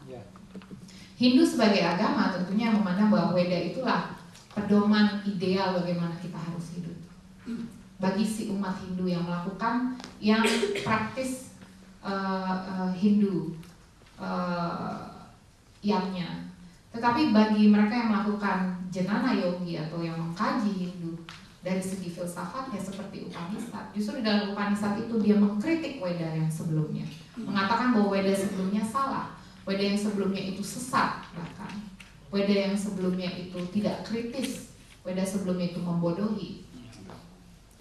Ya, selain bicara tentang dua hal, yaitu bila di Weda sebelumnya seks kerap ditonjolkan segi sebagai tubuh sebagai sesuatu yang rendah, sedangkan di bagian Upanishad, di bagian mistiknya lebih tubuh justru sebagai jalan mencapai Tuhan. Ada juga yang misalnya tentang kurban. Bila di bagian sebelumnya, Weda sebelumnya Mantra dan Brahmana mengatakan bahwa jalan menuju moksa adalah melalui kurban sebanyak-banyaknya, kurban yang melibatkan fisik gitu ya, kurban upacara agama, persembahan kepada dewa. Upanishad justru mengatakan itu sangat bodoh. Kurban yang sesungguhnya itu tadi, altar suci itu sesungguhnya daripada tubuh. Jadi kita melihat dua kebudayaan yang sangat berbeda. Begitu juga ketika yang Bapak tanyakan, benar nggak sih ini wahyu? Bahkan di Upanishad, di dalam Chandogya Upanishad dikatakan Atmanmu mendahului Weda. Atmanmu mendahului Weda. Jiwamu itu mendahului Weda. Dari penjelasan sederhana itu kita bisa bayangkan bahwa ya kita sebenarnya nggak butuh Weda, karena sesungguhnya jejak ikatan kita yang paling primordial dengan Tuhan adalah Atman atau jiwa kita. Itu mengapa dikatakan jiwamu mendahului Weda. Dengan itu kan mengatakan bahwa Weda itu suatu pedoman etis yang sebenarnya yang sebenarnya tugasnya hanya membantu, tugasnya hanya guiding, membimbing gitu. Mungkin pewahyuan dalam konteks ini adalah penulisan dari teks-teks ini berkaitan dengan bagaimana sang penulis mendapat epiphany itu, mendapat pencerahan itu. Mungkin pewahyuannya dalam konteks itu. Dan siapakah yang menulis? Ya saya yakin banget yang nulis manusia. Manusia ya? Yakin sekali saya. Nggak mungkin turun dari langit. Gitu. Ya itu beda dengan yang lain. Ya. Beda dengan yang lain, betul. Hebat benar turun dari langit. Dilempar mungkin. Tapi memang ada aliran yang mengatakan bahwa ada, kalau di setiap agama, karena Anda bertemunya dengan saya yang mengkaji Hinduism seperti ini, ada juga aliran yang fundamentalis yang mengatakan bahwa memang benar Weda itu turun di Himalaya, itu ada juga yang bilang gitu, bahwa di Himalaya itu turunlah Weda. diturunkan oleh Tuhan. Kemudian pertanyaan kedua dari Mbak Linda ya, dan bahwa benar Mbak, kenapa Mas Guntur juga tanya ke saya, bisa nggak bahas tentang Tantra? Tapi ada perbedaan yang mendasar antara Tantra dengan Kama Sutra, itu jelas sekali. Kama Sutra dengan Brihat Aranyaka Upanishad dia sudah sangat berbeda. Tapi Tantra itu lebih menekankan pada praktis, pada disiplin yoga. Itu mengapa Tantra yoga tidak bisa dipisahkan dari yoga. Tujuannya ada yang sangat membedakan, yaitu tujuannya bukan kenikmatan yang masih melibatkan tubuh. Kalau Tantra itu tujuannya sudah sangat spiritual, yaitu membuka mata ketiga gitu ya, di mana mata ketiga itu melihat bersama udah menyatu dengan realitas ilahiyah. Nah sebenarnya itu Tantra yoga itu masuk sebagai praktik seni rahasia. Tantra itu seni rahasia bila di dalam penjelasan yoga, tantric yoga. Berbeda misalnya dalam Brihat Aranyaka yang sebenarnya suatu panduan etis bagi siapapun, bagi pasangan suami istri, bagi mereka yang ingin memiliki keturunan, bagi mereka yang tidak memiliki latar belakang yoga yang berat. Tapi tantrik, benar kata Guru Mbak, bahwa seni self-restraining kan sebenarnya itu, self-restraining. Seni self-restraining itu penting sampai pada tahap relasi seksualnya itu bukan untuk kepuasan yang tadi saya katakan, tapi lebih kepada sudah sampai pada bagaimana mencapai kesadaran Tuhan itu, bagaimana mencapai kesadaran Brahman, mencapai kesadaran Brahman consciousness. Tantrik ini sebenarnya juga di dalam Buddhism, Tantrayana juga ada. Jadi ini yang saya katakan Tantra ini sangat lebih ketat dalam ketika melakukan praktek seksual, dan persiapannya jadi tahap persiapan itu bukan saja tahap tubuh tapi juga tahap etis, misalnya tidak menjadi vegetarian, tidak melakukan ahimsa, sama sekali tidak boleh menyakiti. Jadi tahap spiritualnya itu sangat berat. Nah ini sangat berbeda dengan Kama Sutra dengan Brihat Aranyaka Upanishad. Mungkin itu yang bisa saya share, Mbak. Moga-moga menjawab ya. Tapi memang kata Guru Mbak itu memang benar. Bertahun-tahun orang belajar Tantra belum bisa karena sifatnya Raja Yoga itu bentuk yoga yang paling berat. Kemudian ini pertanyaan dari Mas Aneh ya, tubuh harus disenangkan. Bagaimana untuk orang yang masih bujangan? Kurang akademis ini curhat mungkin ini ya.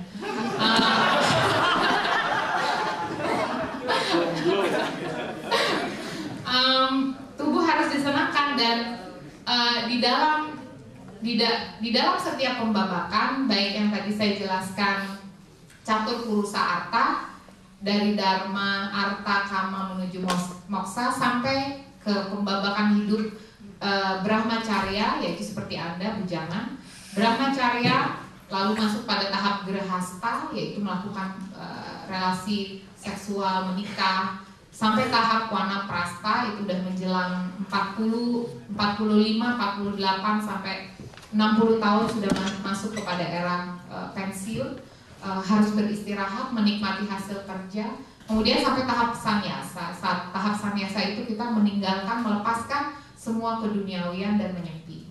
Itu adalah empat tahap, 4 proses yang dipentingkan di dalam pandangan etis Hindu. Tetapi yang kenapa tubuh harus disenangkan? Ini yang disampaikan oleh, yang berusaha ditekankan oleh filsafat India. Kenapa di dalam tahap itu penting, tahap grahasta, kita harus mencari kesenangan. Kita harus mendapatkan kesenangan. Begitu juga di dalam catur purusa arta. Harus memuaskan tubuh kita dengan hidup sejahtera, hidup baik, lalu memuaskan tubuh kita dengan memiliki relasi seksual, memuaskan indrawi kita. Baru setelah itu kita pikirin Tuhan. Jadi pembabakan ini sangat penting untuk dalam pandangan etis Hindu. Mungkin ini yang dianggap oleh para filosof seperti Ramanuja misalnya, yang mengatakan bahwa pembabakan ini sedemikian penting karena menunjukkan kita hidup dengan suatu telos, dengan suatu tujuan. Jadi kita hidup dengan proporsi yang benar. Pada tahap brahmacharya, tugas Anda adalah mencari pengetahuan sebanyak-banyaknya. Pada saat bujangan, carilah pengetahuan sebanyak-banyaknya. Kemudian ketika gerhasta, milikilah istri, sayangi anak, tapi sayang terhadap istri dan sayang terhadap anak sampai pada satu titik itu menjadi sayangi mereka seolah-olah itu duty, itu suatu kewajiban. Tapi jangan sayangi yang bisa menyebabkan duka. Mengapa demikian? Misalnya sampai pada tahap wanaprastha, misalnya istri kita meninggal atau suami kita meninggal, kita teringat bahwa hidup memang sementara dan kita nggak ada keterikatan. Tapi bukan berarti kita nggak menjalani hidup itu dengan duty. Jadi saya rasa pembabakan itu penting agar kita tidak terikat. Jadi tidak ada attachment terhadap benda-benda yang dimiliki. Itu kenapa ketika dibilang tubuh itu memang harus mencapai kesenangan pada satu periode, tapi kita harus berpikir di atas kama itu ada moksa. Ada sampai pada satu titik tubuh kita nggak cukup lagi dengan kebahagiaan seperti itu, harus mencapai moksa. Nah, kata Vatsyayana, ya disitulah buku Kama Sutra menjadi irrelevan lagi karena kita udah nggak mencari kepuasan pada titik itu lagi. Dan Vatsyayana menekankan bahwa mungkin bagi yang jenius atau mungkin bagi orang suci yang semenjak kecil ketika dia terlahir dia sudah seperti Sankara misalnya, salah satu filosof yang tidak melalui hidup seperti pembabakan itu, dia langsung menjadi orang suci, langsung bertapa semenjak kecil. Di luar dari fenomena itu, Vatsyayana menekankan ikutilah pembabakan itu dengan benar untuk menghindari kesengsaraan. Itu mengenai kesenangan. Nah, mengenai bujangan sendiri ya, maksudnya gini, sekarang saya tanya sama Mas Areh, waktu seorang tapa, waktu seorang yogi melakukan tapa, dia masih menggunakan tubuhnya atau enggak? Lalu apa yang terjadi? Ya, di dalam yoga ada namanya Astanga Yoga, 8 tahap sampai mencapai samadhi. Dari tahapan yang paling bawah yaitu persiapan, seperti tadi saya sudah jelaskan, ada persiapan etis, ada persiapan tubuh atau postur yaitu asana, pranayama, persiapan nafas, sampai dharana, dayana, memusatkan diri pada satu objek, kemudian melepaskan diri dari objek itu. Kemudian bagaimana bisa Anda bayangkan, buat pertama saya itu dididik dengan disiplin ini, maksudnya saya tahu disiplin ini, tapi Anda bisa bayangkan kita harus memikirkan untuk tidak berpikir. Susah kan ya maksudnya? Jadi yoga itu ketika sebelum dia sampai tahap samadhi atau penyatuan atau kekosongan atau sunyata, dia harus berkehendak untuk menghilangkan kehendak. Jadi bagaimana caranya? Yaitu tadi ketika awalnya tubuh yang menjadi sumber rasa lapar, sumber rasa kepuasan, sumber rasa ingin dipuaskan secara seksual, sumber rasa haus, kemudian menjadi tubuh yang mengantarkan kesadaran kita ke kesadaran yang lebih tinggi. Jadi transisi ini yang dicari ketika melakukan yoga, tapi tetap pada dasarnya menggunakan tubuh. Nah inilah yang saya jelaskan bahwa kita tidak bisa dengan mudahnya mengatakan bahwa tubuh itu kemudian sesuatu yang profan, karena di satu sisi tubuh menjadi pengantar kita ke dunia yang lain itu, kepada kesadaran yang lebih tinggi itu, dan tetap menggunakan tubuh. Kalau untuk bujangan ya jangan cepat, ya, masa nggak ada pacar, ya cari pacar. Lagian hari Sabtu datang seminar.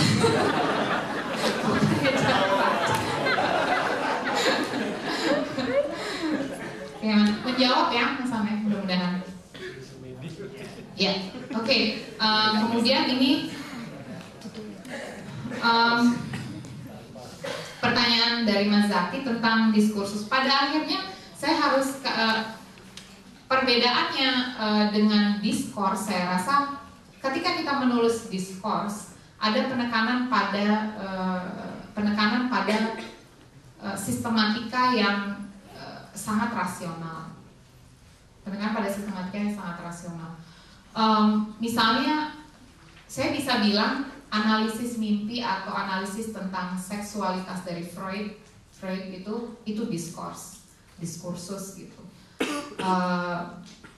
Tapi Foucault ketika dia menjelaskan mengapa kemudian dia mengatakan teks-teks seperti ini bukan sebagai diskurs, justru dia katakan sebagai ars erotica, karena ada si individu nggak sekedar membedah-bedah secara rigid atau secara mekanistik, tetapi ada pemahaman artistiknya di situ, ada keterlibatan kepemahaman artnya di situ. Maka oleh Foucault dijelaskan ada perbedaannya ketika kita memahami seksualitas dari kebudayaan pagan gitu, karena dia katakan itu sebagai ars erotica, bukan diskurs. Dia bedakan bukan sebagai diskurs. Saya rasa itu dari situ kita bisa ada pembedaan. Kemudian tentang Marquis de Sade dan Don Juan, ya betul. Dan bahwa teks itu dipandang sebagai teks erotis memang betul. Dan cuman saya rasa yang sangat membedakan kalau di bagian Vasiayana mungkin. Kalau kita melihat The Diary of Don Juan de Marco, mungkin dia nggak akan tulis tentang catur Purusa Arta gitu, bahwa all this sexual pursuit is in the name of Dharma, mungkin nggak begitu, atau Marquis de Sade bilang begitu. Mungkin justru ini yang dikatakan oleh Brihat Aranyaka ketika melakukan relasi, ketika aparawidya itu hanya sebatas tubuh untuk alat saja gitu, alat untuk rasa puas saja, bukan tubuh untuk kepuasan yang tadi, kenikmatan yang sifatnya parawidya tadi atau vijanana tadi, kesadaran brahmana tadi. Ya tentunya ini sesuatu yang sangat berbeda ya, purpose-nya juga sangat berbeda. Walaupun dua-duanya bicara tentang dan payudara, paha ya, Mas Zaki senyum saya bilang payudara. Jadi mungkin itu sangat, menurut saya sangat distintif, perbedaannya sangat distintif. Terima kasih. Tubuh atau bagian genitalnya dari perempuan sebagai altar pengorbanan, sacrificial altar. Pertanyaan saya adalah pertama, mengapa hanya perempuan, mengapa tidak laki-laki? Apakah ini cerminan bahwa seluruh pembicaraan dalam Kama Sutra dan sebelumnya itu sebetulnya address ditujukan kepada laki-laki, sehingga sangat bias.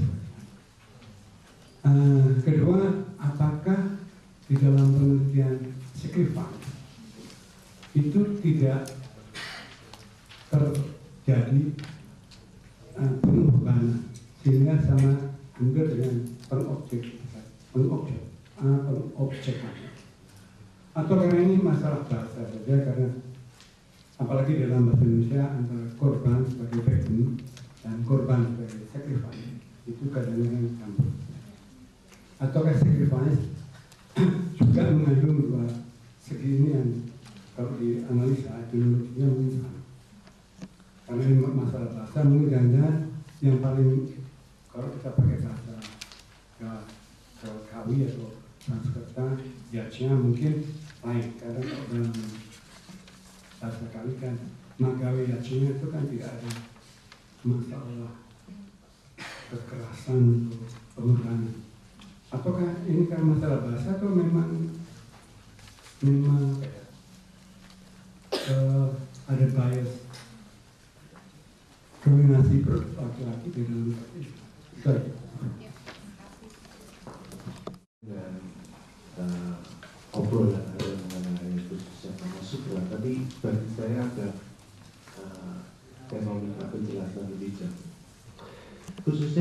ketika Anda menjelaskan tentang satu sastra itu, mengapa moksa ditempatkan di ujung terakhir? Dan apakah moksa di sini juga berarti meninggalkan tubuh? Itu berarti tubuh sendiri tidak pernah menjadi keseluruhan dari.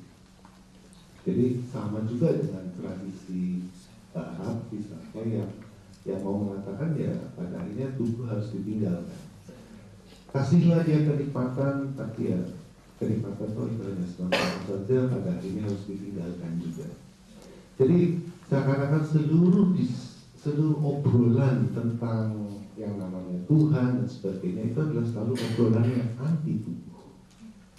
Seakan-akan padahal tadi ada juga menjelaskan bagaimana tubuh adalah manifestasi dari yang ilahi, yang mengingatkan saya pada inkarnasi Yesus dan seterusnya.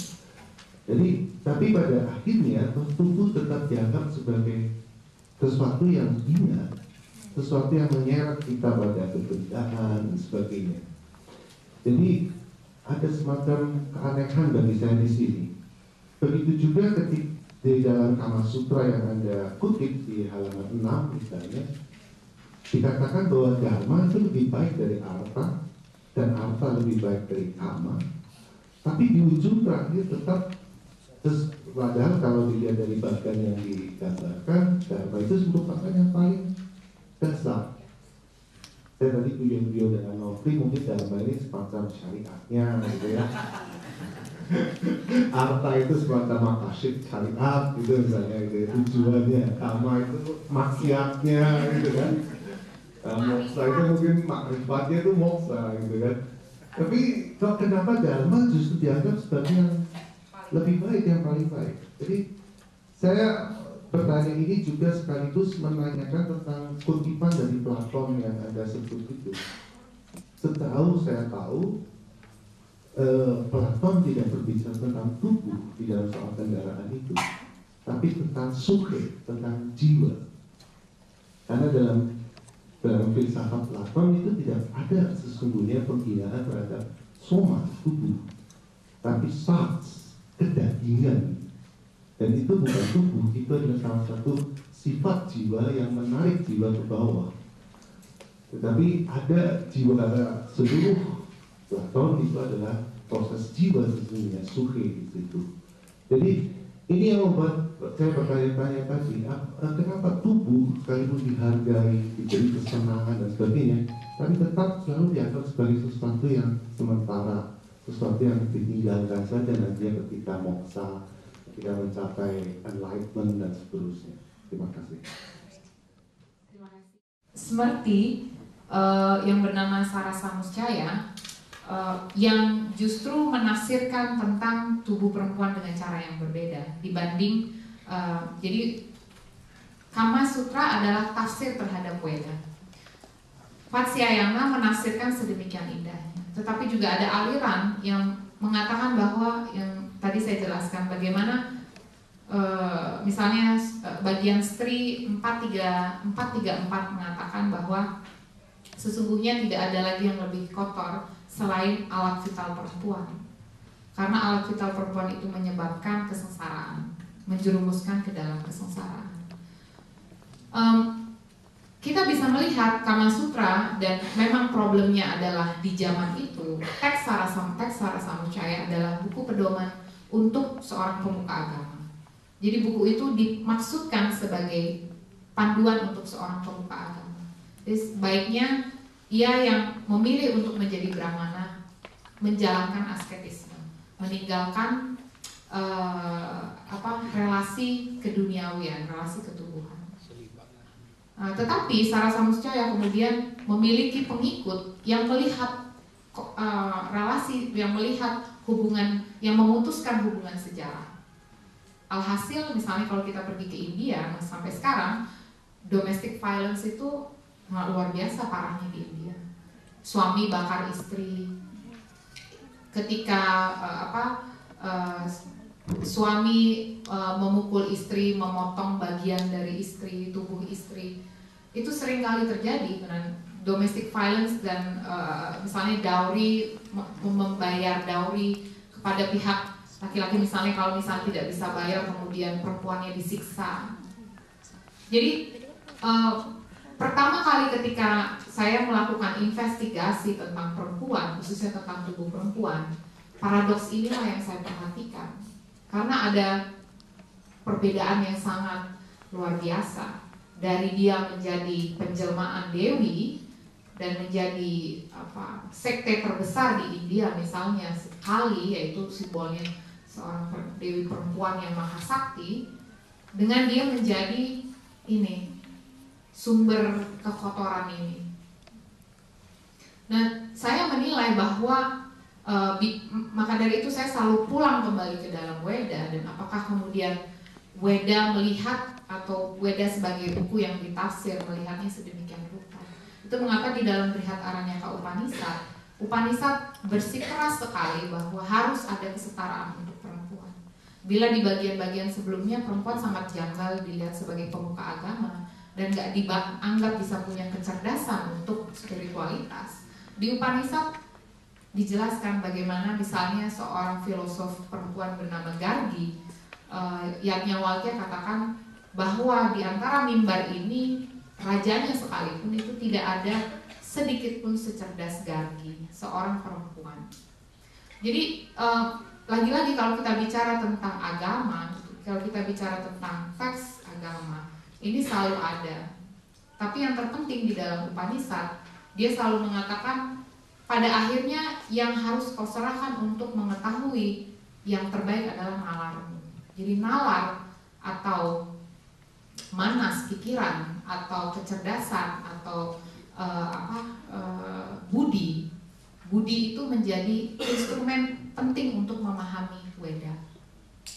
Dan memang yang kita bisa lakukan adalah reinterpretasi terus. Bila tidak ya kita balik ke zaman Sarasa Mucaya di mana perempuan masih menjadi sumber dosa. Kita masih stuck di zaman itu. Dan kalau saya harus bayangkan, harus bandingkan dan harus melakukan komparasi bahasa, memang teks Brihadaranyaka Upanishad ini yang paling mempromosikan kesetaraan perempuan, yang justru melihat perempuan itu sebagai subjek yang lebih yang justru lebih agung misalnya dibandingkan laki, yang justru meninggikan perempuan. Bila saya harus bandingkan dengan teks-teks sebelumnya. Dan mengapa dikatakan altar, dan altar dalam pengertian ini ketika suatu ritus terjadi, dia harus terjadi di dalam ruang yang suci, ruang yang bersih, ruang yang murni. Nah, tubuh perempuan itu dianggap murni. Dalam pengertian bahwa hanya pada tubuh perempuan ritus ini bisa dilakukan, tidak pada yang lainnya. Jadi saya menafsirkannya kesucian dalam pengertian ini bukan kesucian yang kemudian menuntut perempuan menjadi satu objek yang tertentu gitu, tetapi justru kesucian itulah ada kemelekatan pada si perempuan, sifat keilahian itu sudah ada pada perempuan itu. Dan memang banyak aliran yang kemudian misalnya yang menolak pandangan seperti ini. Waktu saya membandingkan dengan Sarasa Mucaya, saya juga mengatakan bahwa apakah kemudian itu menjadi beban tertentu bagi perempuan?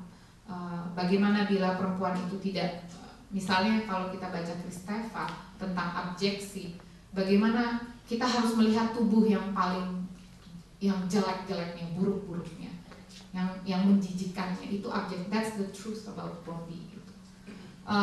Ya saya rasa memang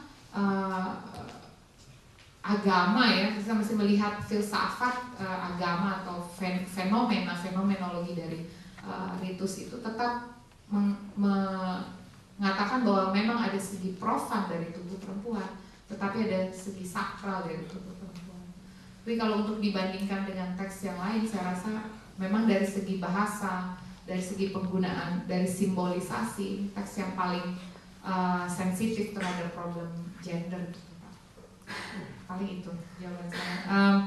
Kemudian Mas Trisno, kenapa dikatakan bahwa Dharma itu paling penting dan kenapa dia pertama kali disebutkan? Dharma bukan hanya satu tahap, tetapi Dharma itu adalah fondasi.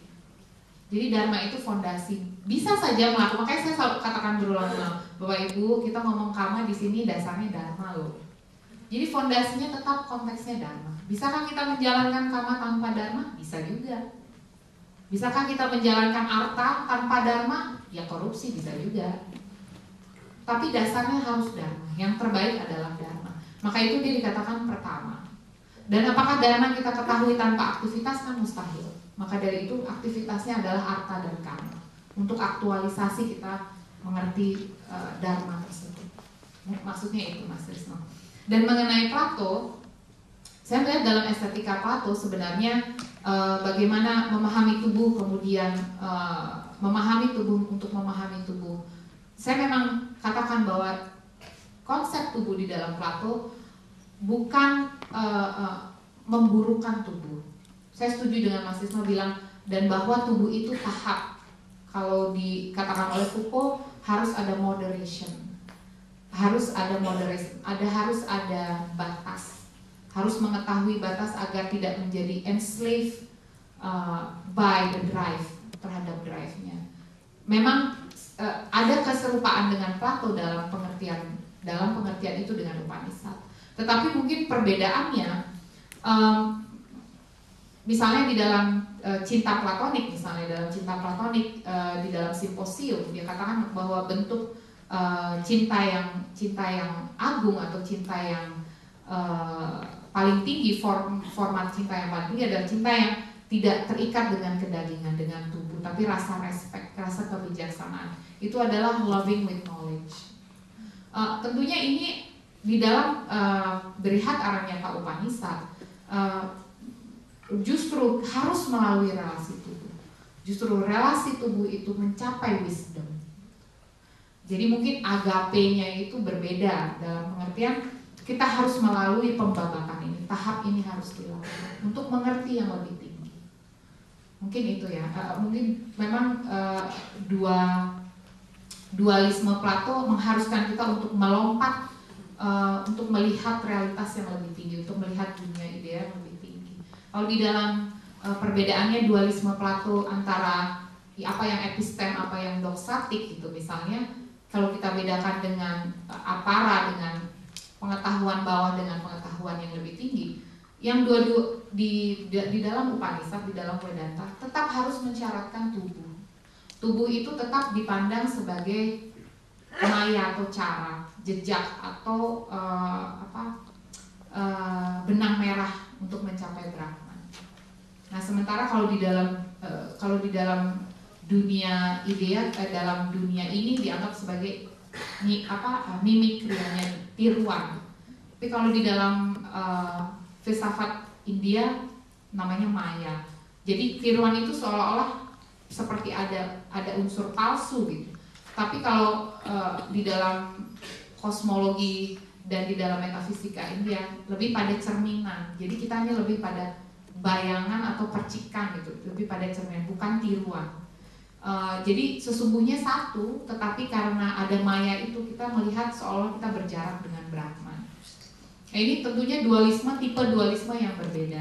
Maka dari itu dikatakan dualisme dari filsafat Ramanuja yang mengatakan hampir mirip dengan Plato sebagai visista duaita, tunggal tapi dengan rekognisi dua hal tersebut. Mungkin agak berbeda dengan dualisme Plato yang sangat rigid. Mungkin jawaban saya itu Mas Trisno. Oke.